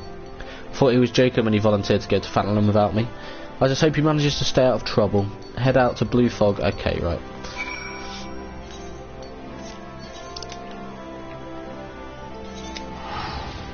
No. That is not northern. It looks northern, it is not new. Because they're so closely together, all the other areas are actually split off quite well.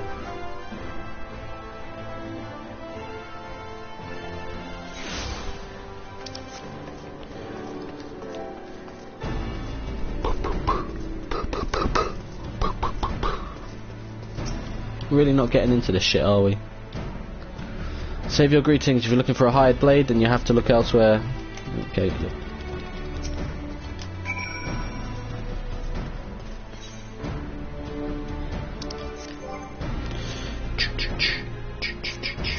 Come on. 1 DPS, 1 tank. I know what. They all must have gone to somewhere at the same time. Surely. Can I at least just do one of these last 2 before I fucking finish? Even if it's not the Howling Eye, if it's Earth's Fountain, that's fine, and I could just focus on doing Garuda, then the other 2, and then maybe Odin as well.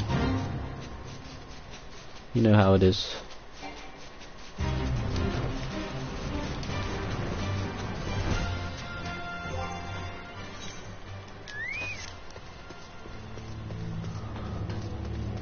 Where the fuck is this shit?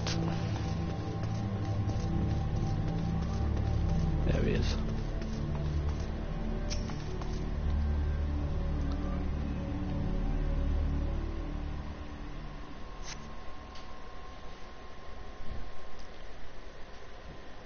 I'm going to be so stupid sneaking into a bandit's lair. It's just not the sort of thing I do, and I'm going to die for it. No, I just need to calm down. I can do this. I can be brave. I'm going to stand up, and I'm going to walk out of here. Here we go.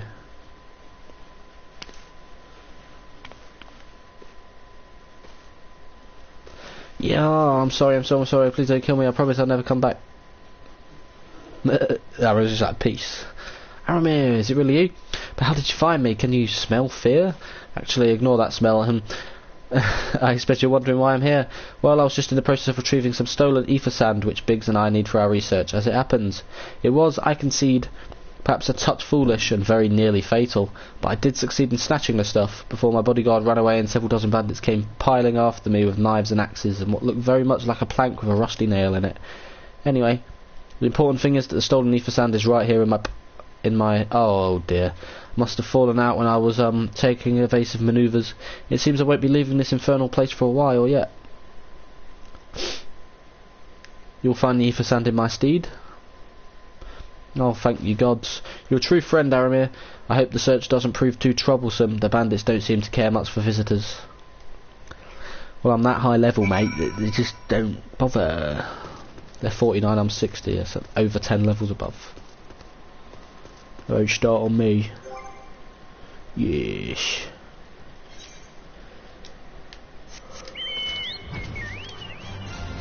Oh shit, it's over there. No.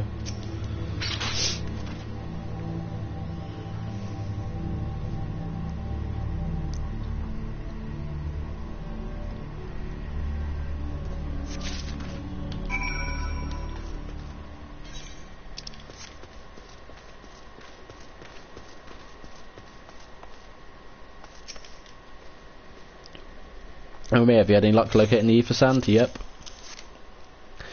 Yes, that's it. I must return to the workshop at once to tell Biggs the wonderful news. Yep. The expedition of yours sounds jolly interesting, I must say. I'm half inclined to join you, in fact. I think I will. Any venture worth the chief's time must be worth a look. Right, I'm more than ready to leave this awful place behind, and you should return to Moradona with that ether sand before there are any more little mishaps. Be sure to keep a close eye on your pockets, Aramir. 33 minutes. 33 minutes. I've been waiting to get into another fucking thing. 33 minutes! Jeez. Can we just please get me into it? It's so depressing. Hour and a half. I've done one dungeon and Ultima Weapon. Just give me one of these two. We'll do it. Get it out the way today. And then that leaves one other. And then I can get the other espers. Ding dang do, bish bash bosh. Yaga yaga yaga.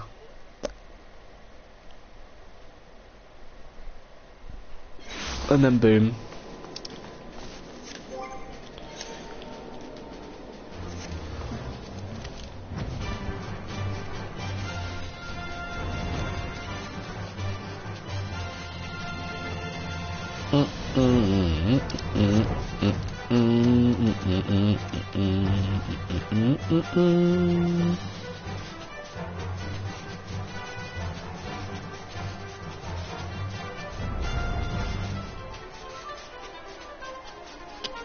It's clearly showing the two different parties that there is. But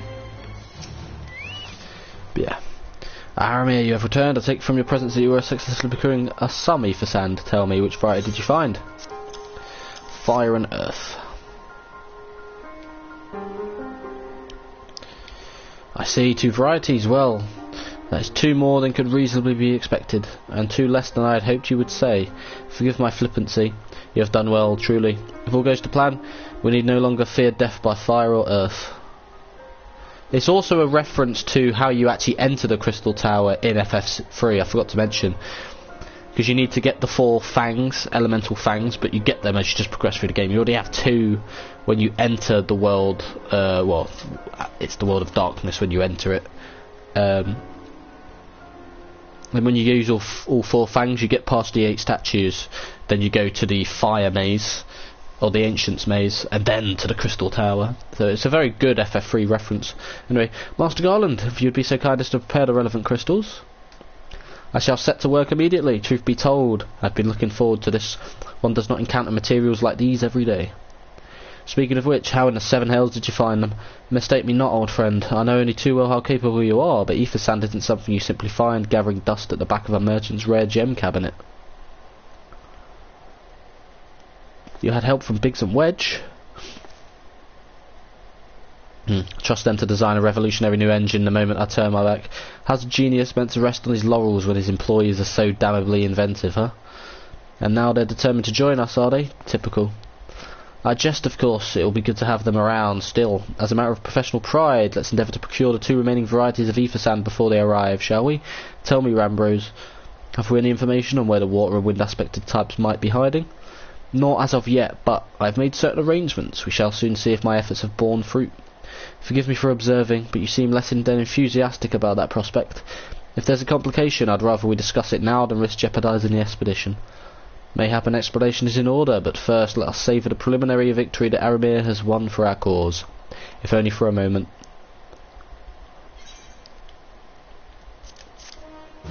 Bum bum.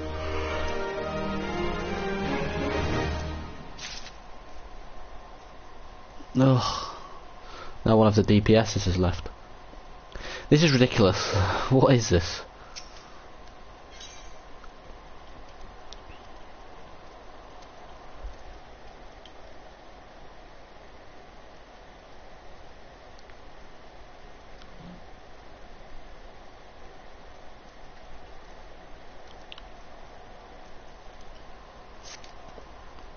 Yes, I must speak of the arrangements I made to acquire the 2 remaining varieties of ether sand. Some days ago, I asked a Charlatan acquaintance of mine to travel to Gridania and there gathered the necessary materials. Since that time, however, I have heard nary a whisper from him. To be frank, this lack of communication is not entirely uncharacteristic, but I cannot discount the possibility that something ill has befallen the man. Alas, we do not have the time to investigate his fate. As I have mentioned before, the more we delay our expedition, the more likely it is that the Crystal Tower's secrets will fall into the wrong hands. Therefore, I would entrust you with the same mission I assigned to my friend. Travel to the Black Shroud and seek out Parsemontret, the master of the markets in Gridania. If anyone knows where ether sand might be bought, it is he.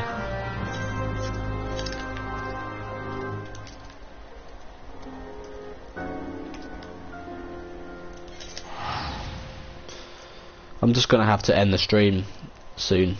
I'm just not fucking getting into it. It's ridiculous.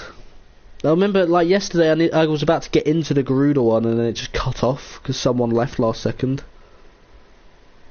It's like, what? We've got a maximum of 5 more to do. So Odin, Garuda, Titan and Ifrit, definitely. Maybe also extreme version of Odin as well. Or maybe hard, then extreme of Odin. It's like, the fuck? I can't do them if I don't get into them.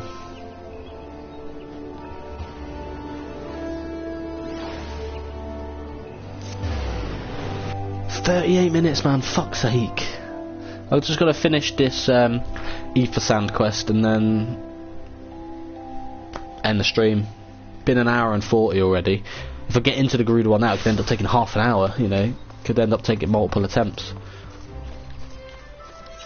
Ultimate weapon took about 25 minutes-ish. Oh, I forgot about that reindeer fame one, but I have to worry about that. Yes, I'm sorry, did you say you wish to purchase ether sand? My dear fellow, have you the faintest idea of the rarity of the material you seek? Why, I've not seen so much as a grain of ether sand in these markets for many a long year. I could tell you where one might mine the ore from which the water-respective variety of the abrasive is derived, but only a desperate fool would willingly set foot in the place. You seem undeterred. Very well. Are you familiar with Earth's Gift? Yes, I am actually. This is where you get Earth's Fount, funny fuck enough. That is where the ore is to be found, in an area inhabited by a particularly pernicious hog. Should you encounter the Batusk nightmare, you will know that you are in the right place, albeit in the wrong time. Farewell. Yeah, cheers, mate. Great.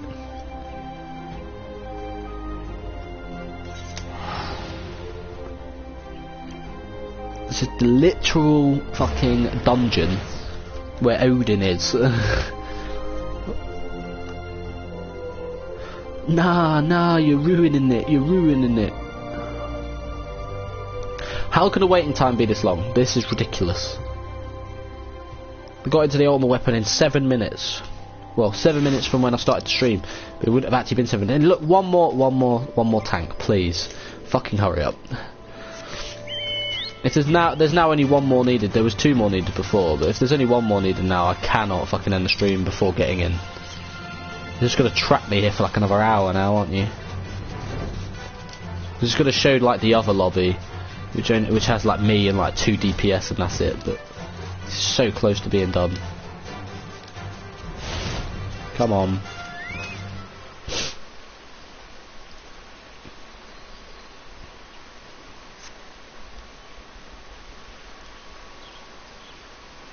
You are too late, adventurer, and not only for the entertainment. You will find no trace of the ore which but recently lay here. Nay, not so much as a speck. Ah, no, you will never spy me from there. For the time being, at least, you will have to trust the evidence of your ears. Now stop squinting at the foliage and listen.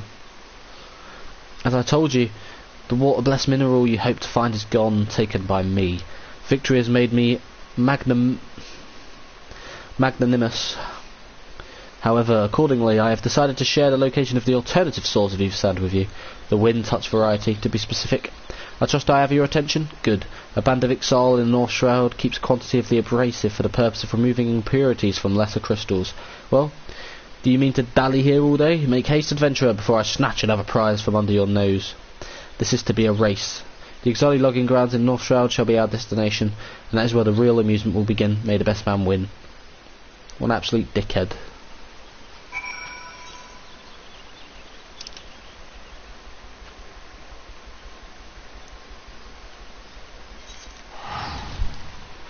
And that's the other one. Look, forming party, 1 tank, 1 DPS, and then on the other side we've got 1 tank, 2 healer, 4 DPS. Just need 1 more tank.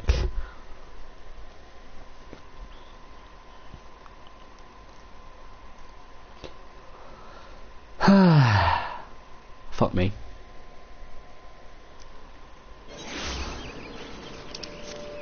It's not even showing the other one at the moment, it's just showing that one.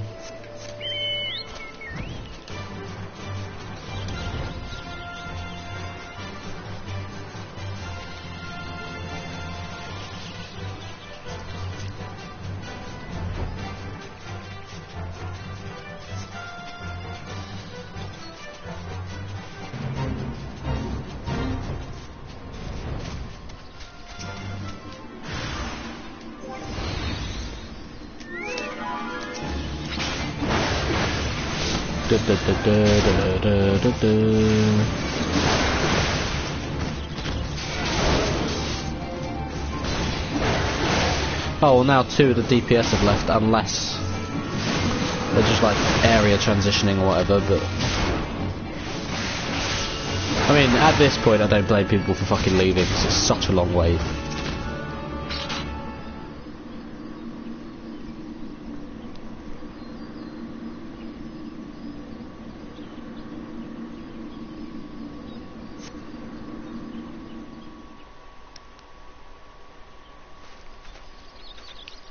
Bravo, that was quite a show, adventurer. Why, the spectacle proved so enthralling that all thoughts of Sand slipped my mind. I appear to have forfeited our little race. Congratulations, the wind touch abrasive is yours. And yet, having been treated to such a memorable performance, I cannot help feeling that the greater prize is mine. This inequity must not stand. I insist that you accept a token of my appreciation. Payment for this entertainment will be waiting for you to the east, in a clearing within Proud Creek. Pray receive the gift ere it is crushed beneath the iron feet of the Doolahans. Fuck you. Oh yeah, brilliant, the 2 DPS have left. Fuck's sake.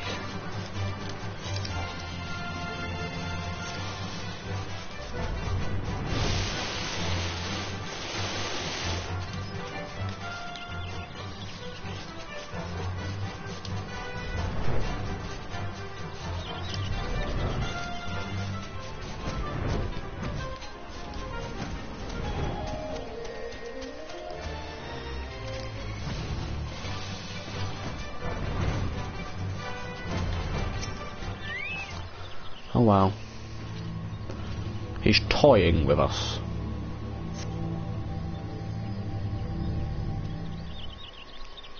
Not what you were expecting. I took the liberty of refining the ore from Earth's gift into ether sand. Do keep it safe, adventurer. Lest you accuse me of playing games, you should know that the thought of relinquishing my prize never once crossed my mind. Till I saw you in action, such deeds must needs be rewarded. It is my vocation, you see, to record history as it is made by mortal men, and I much prefer to chronicle the accomplishments of the bold and the mighty. Thus it is my fervent wish that you continue your career with the same courage and zeal you have shown today. We shall meet again, adventurer, and sooner than you may imagine.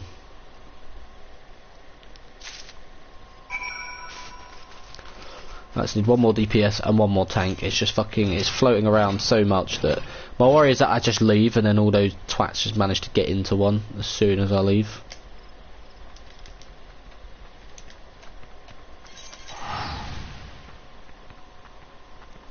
Nah, I mean, as I said, I don't know which one is which, but whatever party that is, there's nowhere near. I could literally try and do this tomorrow and I could go through the whole stream without even fucking getting into it.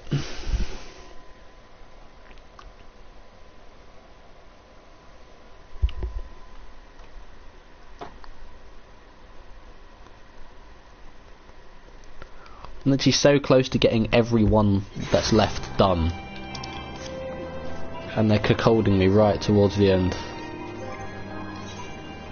That is a sick mount.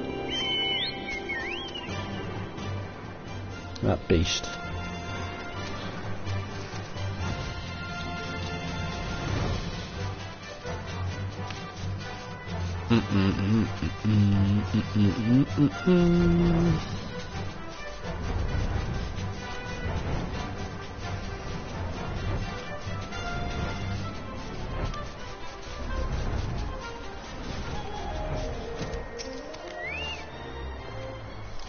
What is your mission? Are we any close to acquiring the remaining abrasives?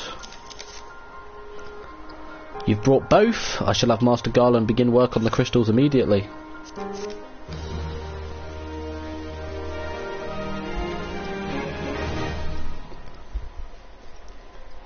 There, that should do the trick.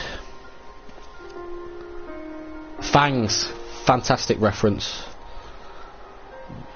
Excellent work. Now we possess all 4 of the fangs required to pierce the crystal towers.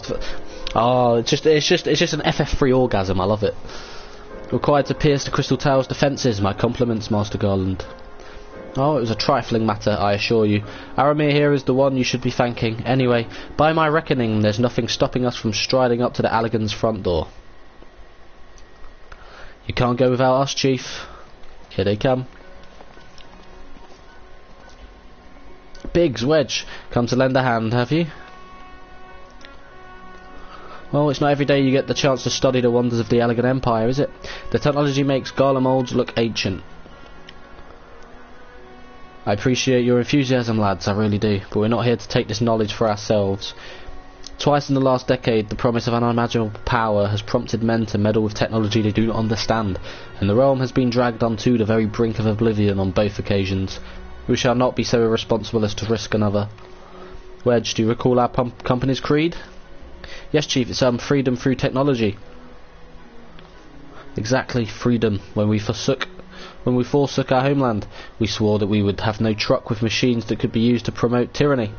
That has not changed. Should you feel tempted to break your oath, remember this: the wonders of the all-knowing Allagan Empire could not save their civilization, and have damn near doomed ours twice. That is why we must explore the Crystal Tower and, if needs be, seal away its secrets.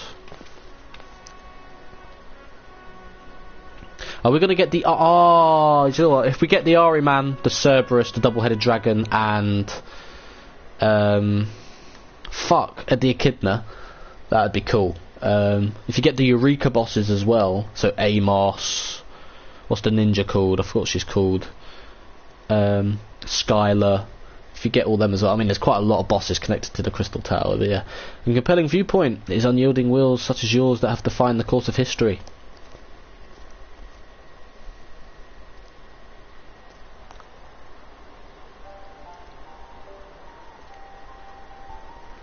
So you return at last. What, pray tell, has kept you so wholly preoccupied that you could not spare a moment to inform me of your progress or preservation? Why, the task you assigned to me, of course. Surely you have not forgotten about the ether sand. I tasked a passing adventurer with delivering it. A more capable courier I could not imagine.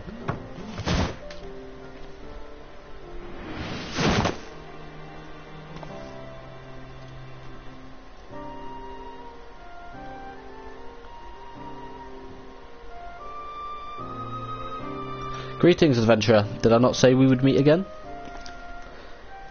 I believe an introduction is in order. I am Grahatir, one of the students of Baldessian. I look forward to joining you on your groundbreaking expedition. Grahatir has been assigned to the project of an observer. I hope you will forgive him his eccentricities and welcome him as one of our own.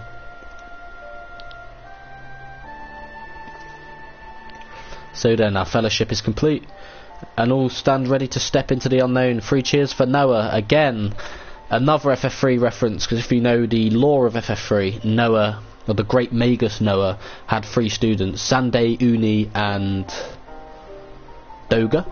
Doga was given the power of magic. Uni was given the power of dreams in the dream world, and Zande was only given mortality, so he was a bit pissed off. He's like, oh yeah, okay, I'll live forever, but where's my magic? Where's my powers? So there we are. Noah? That's the name I have chosen for our little collective. Given our offering backgrounds, we cannot very well call ourselves the Sons of Saint Cornache, can we? And we have a memorable appellation in our venture as to leave its mark in the annals of history. I could claim that Noah stands for Nominated Observers of Artifacts Historical, and so it does, technically. But my true reason for choosing this name stems from the fact that it is shared by a vaunted elegant Archmagus. An Archmagus, I like the sound of that, so yeah, the great Magus Noah from FF3. So they're chucking in all the FF3 lore into this quest line, which is beautiful to see. Very well, now that the pressing matter of what to call ourselves has been settled, it's time we set forth to brave the outer defences of the Crystal Tower. Is everybody ready to depart? Yeah, boy! Ready? Because I'm clearly going to have to go through this raid dungeon. I'm very clearly going to have to just get this shit done. Gentlemen, the secrets of ancient Alag beckon. Let's not keep them waiting any longer, adventurer. You and I will join the engineers at the Crystal Tower's main gateway, where we will endeavour to neutralise the structure's outer defences. Rambros, meanwhile, will remain here and oversee the operation. Given my knowledge of Alagan history, it seems logical that I should lead the expedition itself, though I admit the role does not exactly befit my status as an observer. Okay, well, here we go. I wonder what other dungeons they'll choose down the line, or have chosen down the line.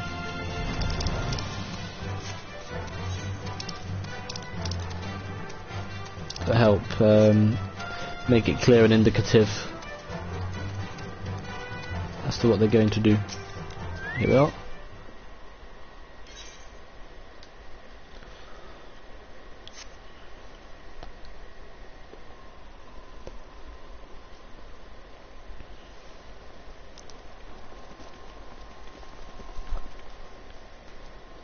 The Crystal Tower lies beyond this portal. Now comes the interesting part. Sid, you're the only one of our number who has ever crossed this threshold. I ask that you take the lead for the present.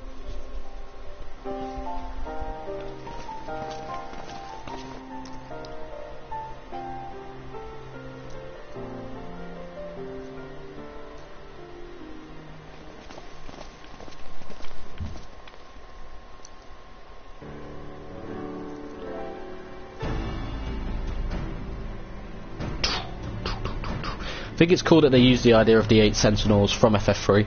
I think it's quite cool as well, like when you enter the second world map in FF3, there's 2 ways you can die. You go north of Amur, you break the 2 sets of the first Sentinels, then you hit the 3rd set and you die.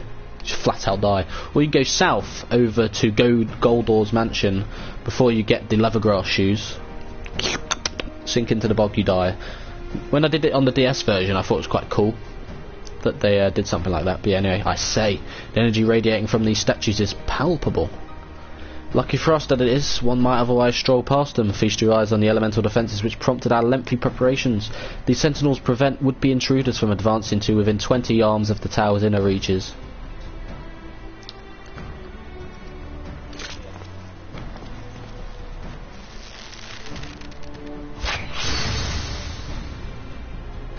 You die instantly, no matter how swift they may be. Happily, the crystal fangs we took such pain.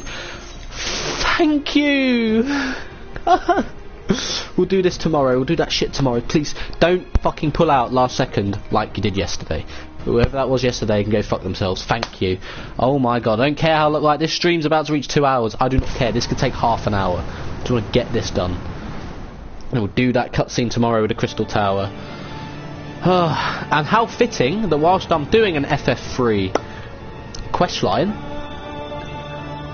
I get a boss that is very infamous in FF3. I'm looking forward to a select few people facing bosses like Garuda when the Pixel remasters come out. I have heard that well, some people have said that they're easier than the original 6. I don't know though, but yeah. Not tomorrow. Not tomorrow. No. Tuesday it will be, unless I do one on Boxing Day. Then no. I don't mean tomorrow. That's just me overexcited to actually get into this fucking fight for once.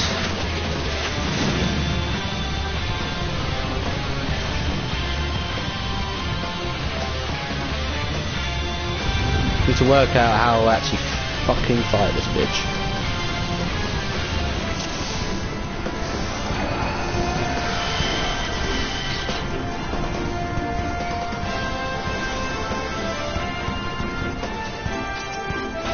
Right, here we go. I might do one in the morning if I'm up, to be fair. I might just do this, and then from Tuesday do 3 a day again. But I've got an essay and shit I need to do eventually, but fuck that for now. That 10k health Severian has. That's how much I can have if I have full equipment, but I don't have full equipment for now. Dude. I don't know how to deal with her like move that instantly kills everyone though. Anyway, I mean people are just dying anyway. Fuck me. Attack me, you bitch.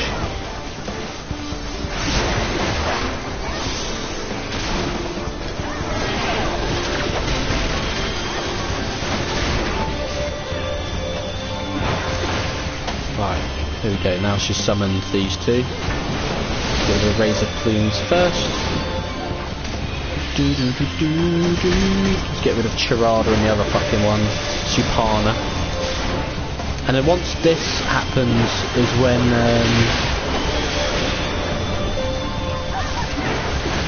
she uses the move that just kills everyone. I'm sorry, so many people are nearly dead. What the fuck's going on here? I need a group heal.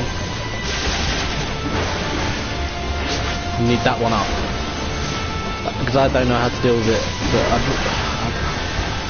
could you please actually do this fight? I really don't want to fucking... I mean, when I tried this, like, what was it, like a week ago? Everyone ended up leaving.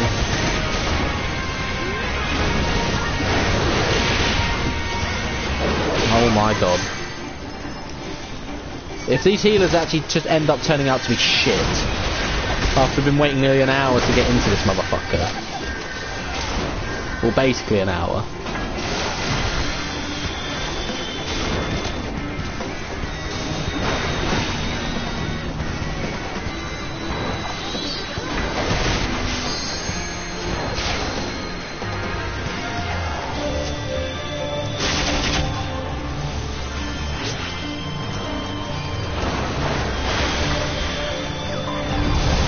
This rat kills everyone, right? Yep. How do we deal with that? I don't know how that's dealt with.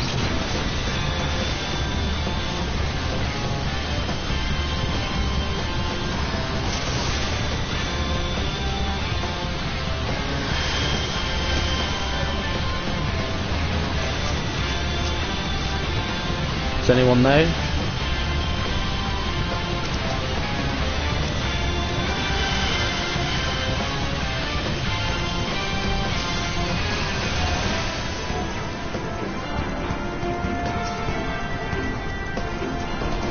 No one's typing, so we're just going to continuously go into this fight without knowing how to stop that fucking move. Brilliant.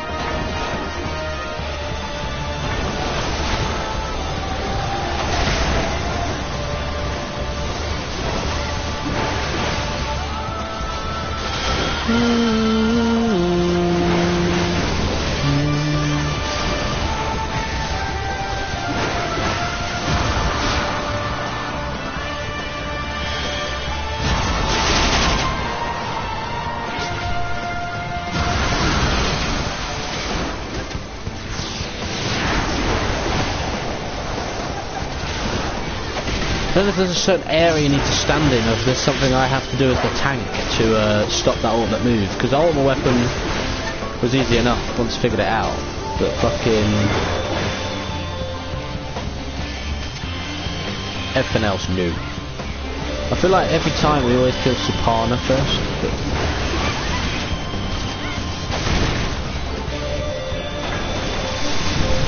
that's Supana second, sorry. Yeah, I don't know when she said that, my internet comes, I don't know what the fuck we have to do.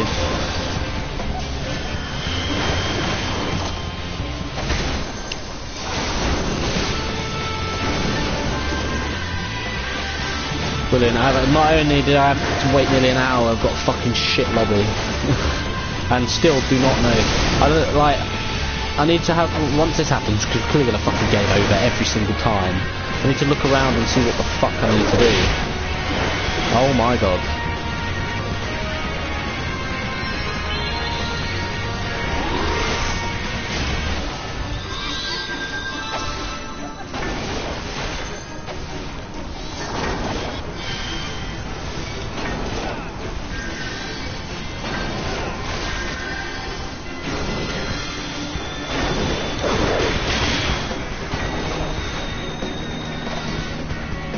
Why are all these so fucking strong? This wasn't happening before, did the Gruder fight? 12 damage, why is that happening then?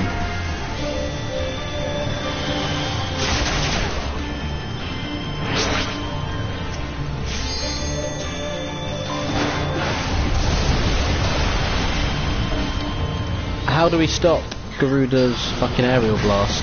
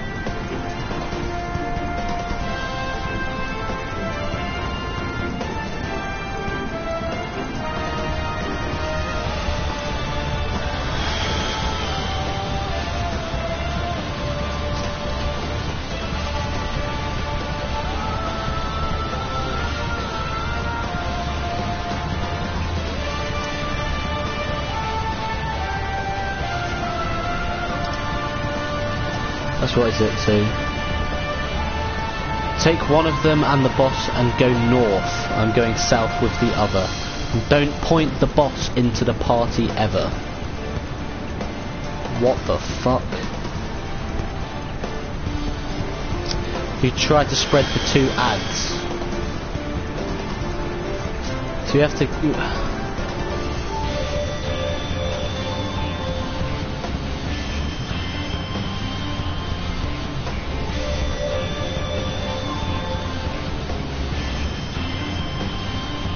So you have to split the two up.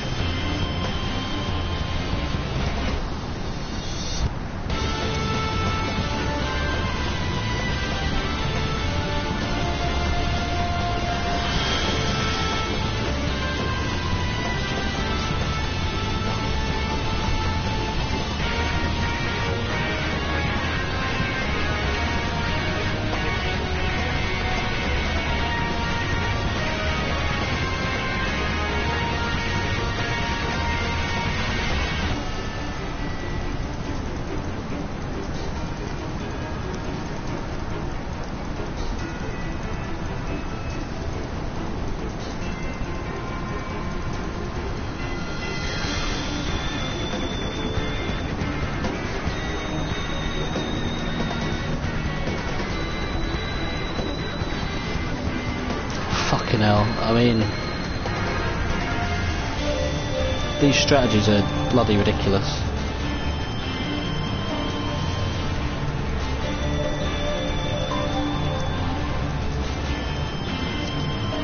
Are we ready, or...?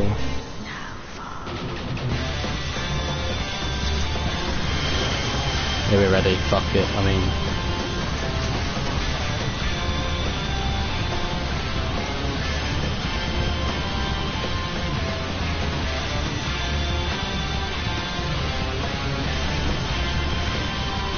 Ah, fuck this, can't be bothered.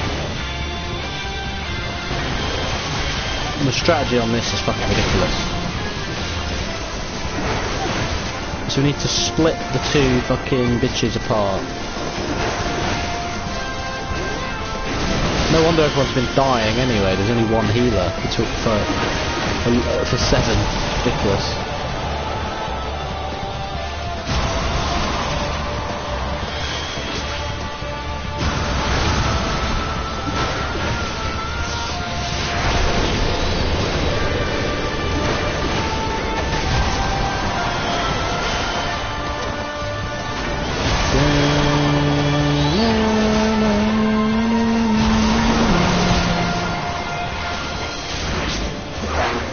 Right, Tirada and Sukana, so you come over here, bitch. Come over here, I said. Over here. Fuck off. So we need one on each side. Can someone help me? Oh my god. I need someone to help me with Tirada.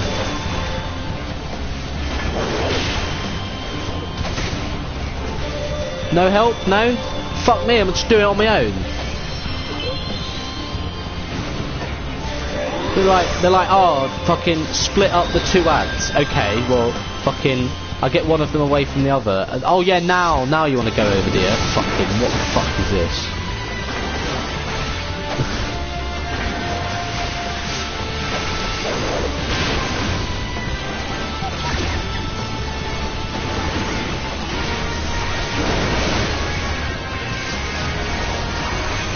The one that tanks us down is back up, good.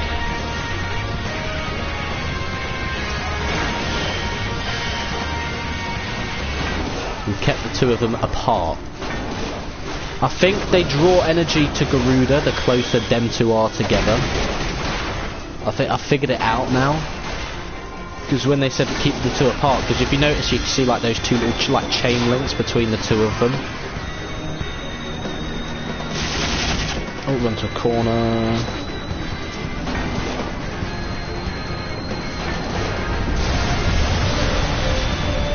No?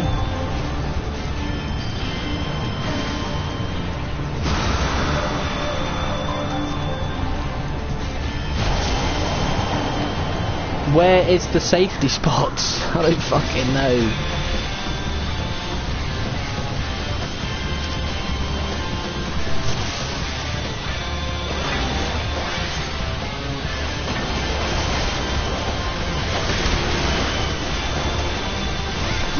So there's clearly a spot you can go into that's safe, but fuck me.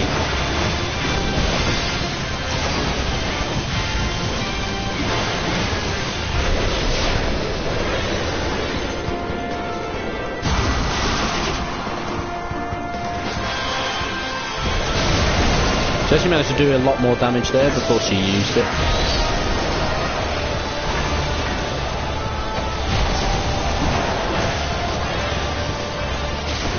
God, this fight is AIDS.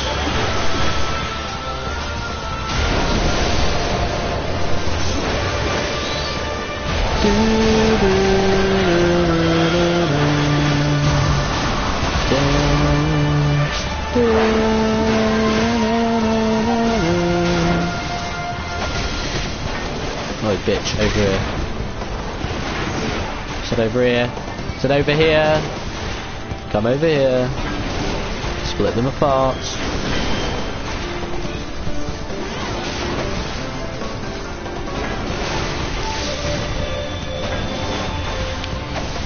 Tirada's over there, needs to be a bit further away.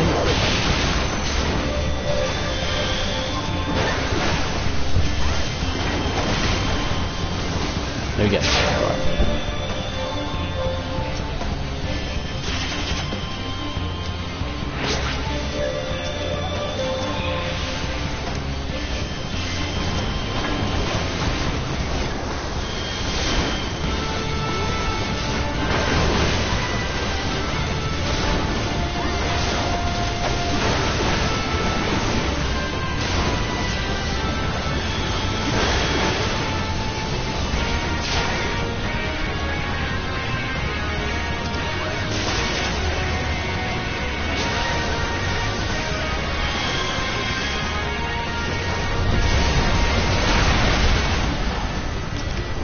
Wow. So when she does it, you barely survive it. That is fucking ridiculous. Even when you do survive it. What on earth? So you have... That's why you split them... That's what... Ah... I mean, like she said last week, I was like, I'm assuming you have to keep one of these, like, tower things up. So you need to keep Supana and the other one, like, up. Because if you don't... you need to keep them apart. Then if they do AoE to like break some of them, you just need one of them to be around. And then that's legit. Unless she has another chance to use a super move.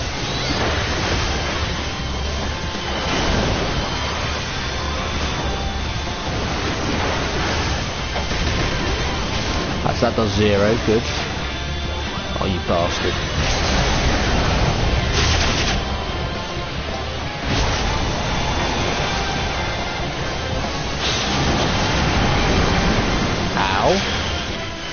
Oh my god, you little cheap cunt, just constantly zipping away. At least she doesn't have lightning like in another thing in here. He moves around and something. Ah! What an annoying little bitch. Jesus Christ.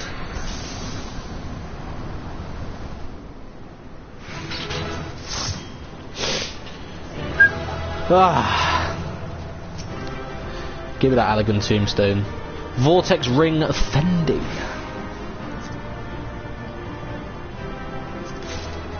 Take it, fuck it then. Might as well. Cheers. Oh my god. These raid versions are arse. Clever though, so you have to keep Chirada and Supana away from each other. Anyway, that's it now, yeah? No more versions of Garuda, yeah? Once you've done extreme, that's it, yeah?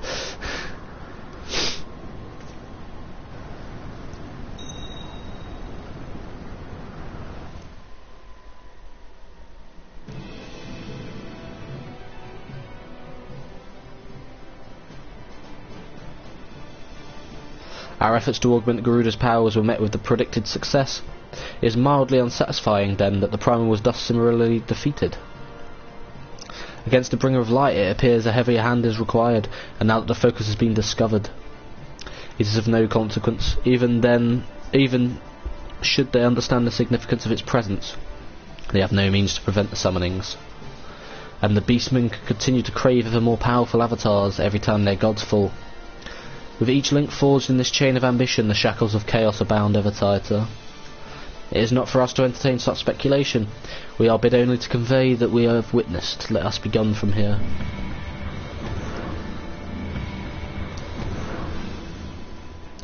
The Asians, what are they up to?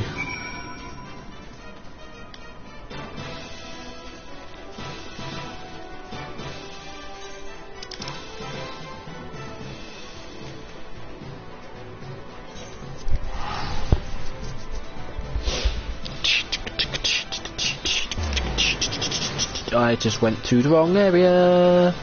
Twat! Now there's only Odin, then Titan and Ifrit, then the Coil of Bahamut. Unless there's 2 Odin ones, but we do not know. How the fuck have I done that?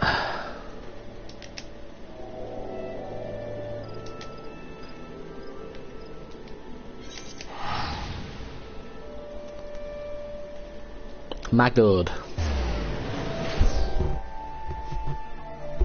Get this shit done. Don't care how much longer it takes. Do it. Relax. Don't do it. Took an hour to get into that bastard. Jesus Christ. Relax. Don't do it. Pardon me.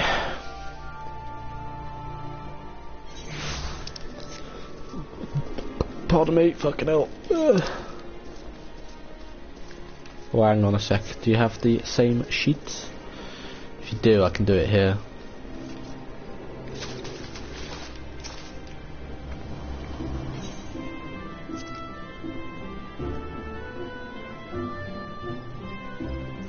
Oh yeah, definitely.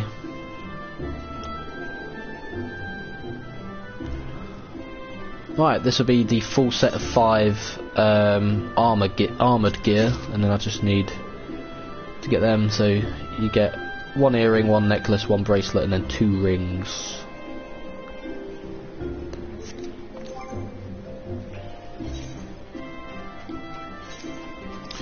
So strength plus 19. Strength plus 33, vitality 20, yeah, fucking Jesus Christ. So we've got the full set of this gangster armour, and we just need to replace them next.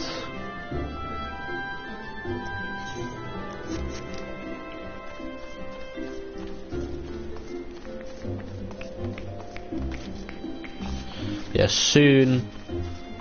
soon as that was done, we were good. As soon as we survived the fucking... It's just learning how to deal with those like ultimate moves, and then it's easy.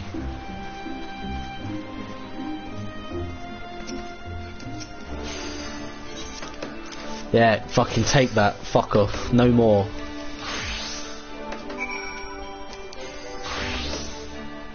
Once Titan and Ifrit are down again, I don't want to see some like impossible difficulty. I want this to be it. Fuck me. I cannot handle another one of those Garuda fights. I don't think there will be though.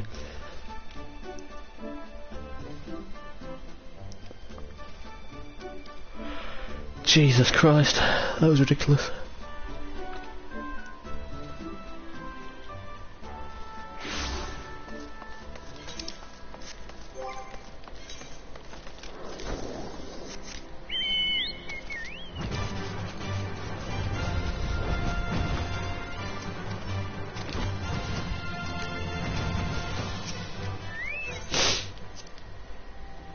Is Urianger the only one that does stay behind? I'm going to assume so. I think anyone else does, do they? You got Slafwis, Raydolf. Yeah, you got some like little ones.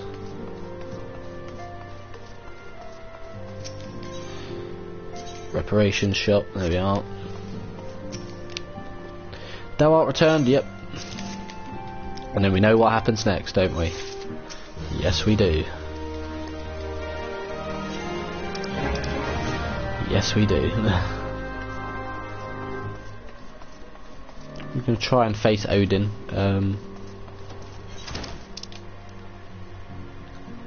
Whenever we can. But, I mean, going to put Odin on again with Titan tomorrow. Continue the Crystal Tower quest. If it gets to the point where the Rage dungeons are unlocked, we do whatever.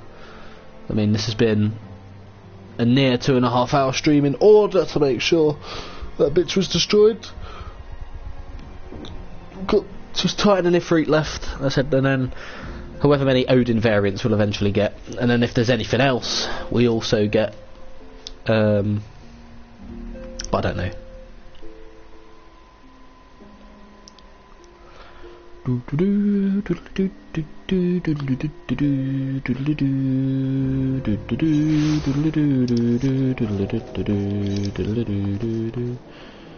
that's the fucking delivery quest, isn't it? I can't fucking bother them, but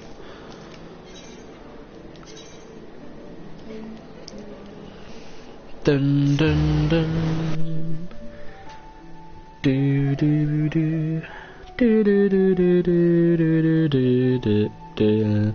Do do do do do do do do do Do do do do do do do do do do.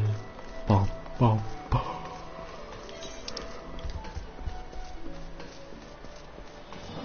So need to be a higher rank here in order to do that, but I don't have enough seals.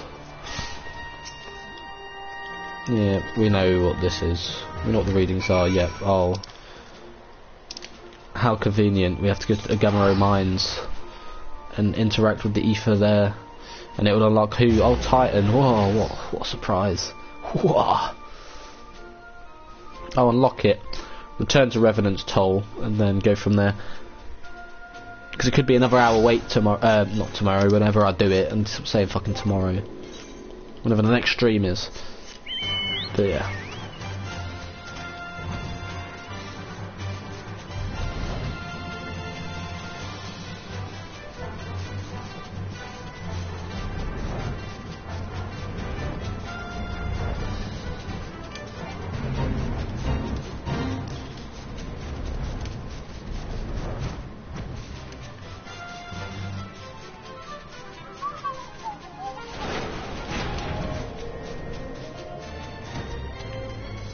Always go round again, fuck's sake.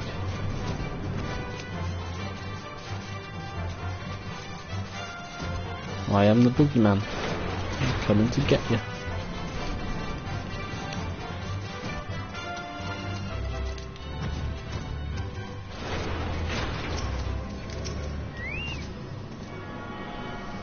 I wonder how ridiculous these ones are going to be. The Naval Extreme, now accessible. So, that marks the end of this episode of my playthrough of Final Fantasy XIV within the Final Fantasy Marathon, and in the next episode I will be continuing the Crystal Tower questline and then maybe moving on to the Scions one if you end up getting it as a Rage Dungeon. Where I will be, of course, waiting to get into the Naval or Earth's Fount to fight either Odin or Titan, and it all, of course, depends on what I get and when I get it. Well, of course, like I have been for about a week now, I'll just be getting quests done in the meantime. But until then, hope you have enjoyed, and I'll see you in the next episode.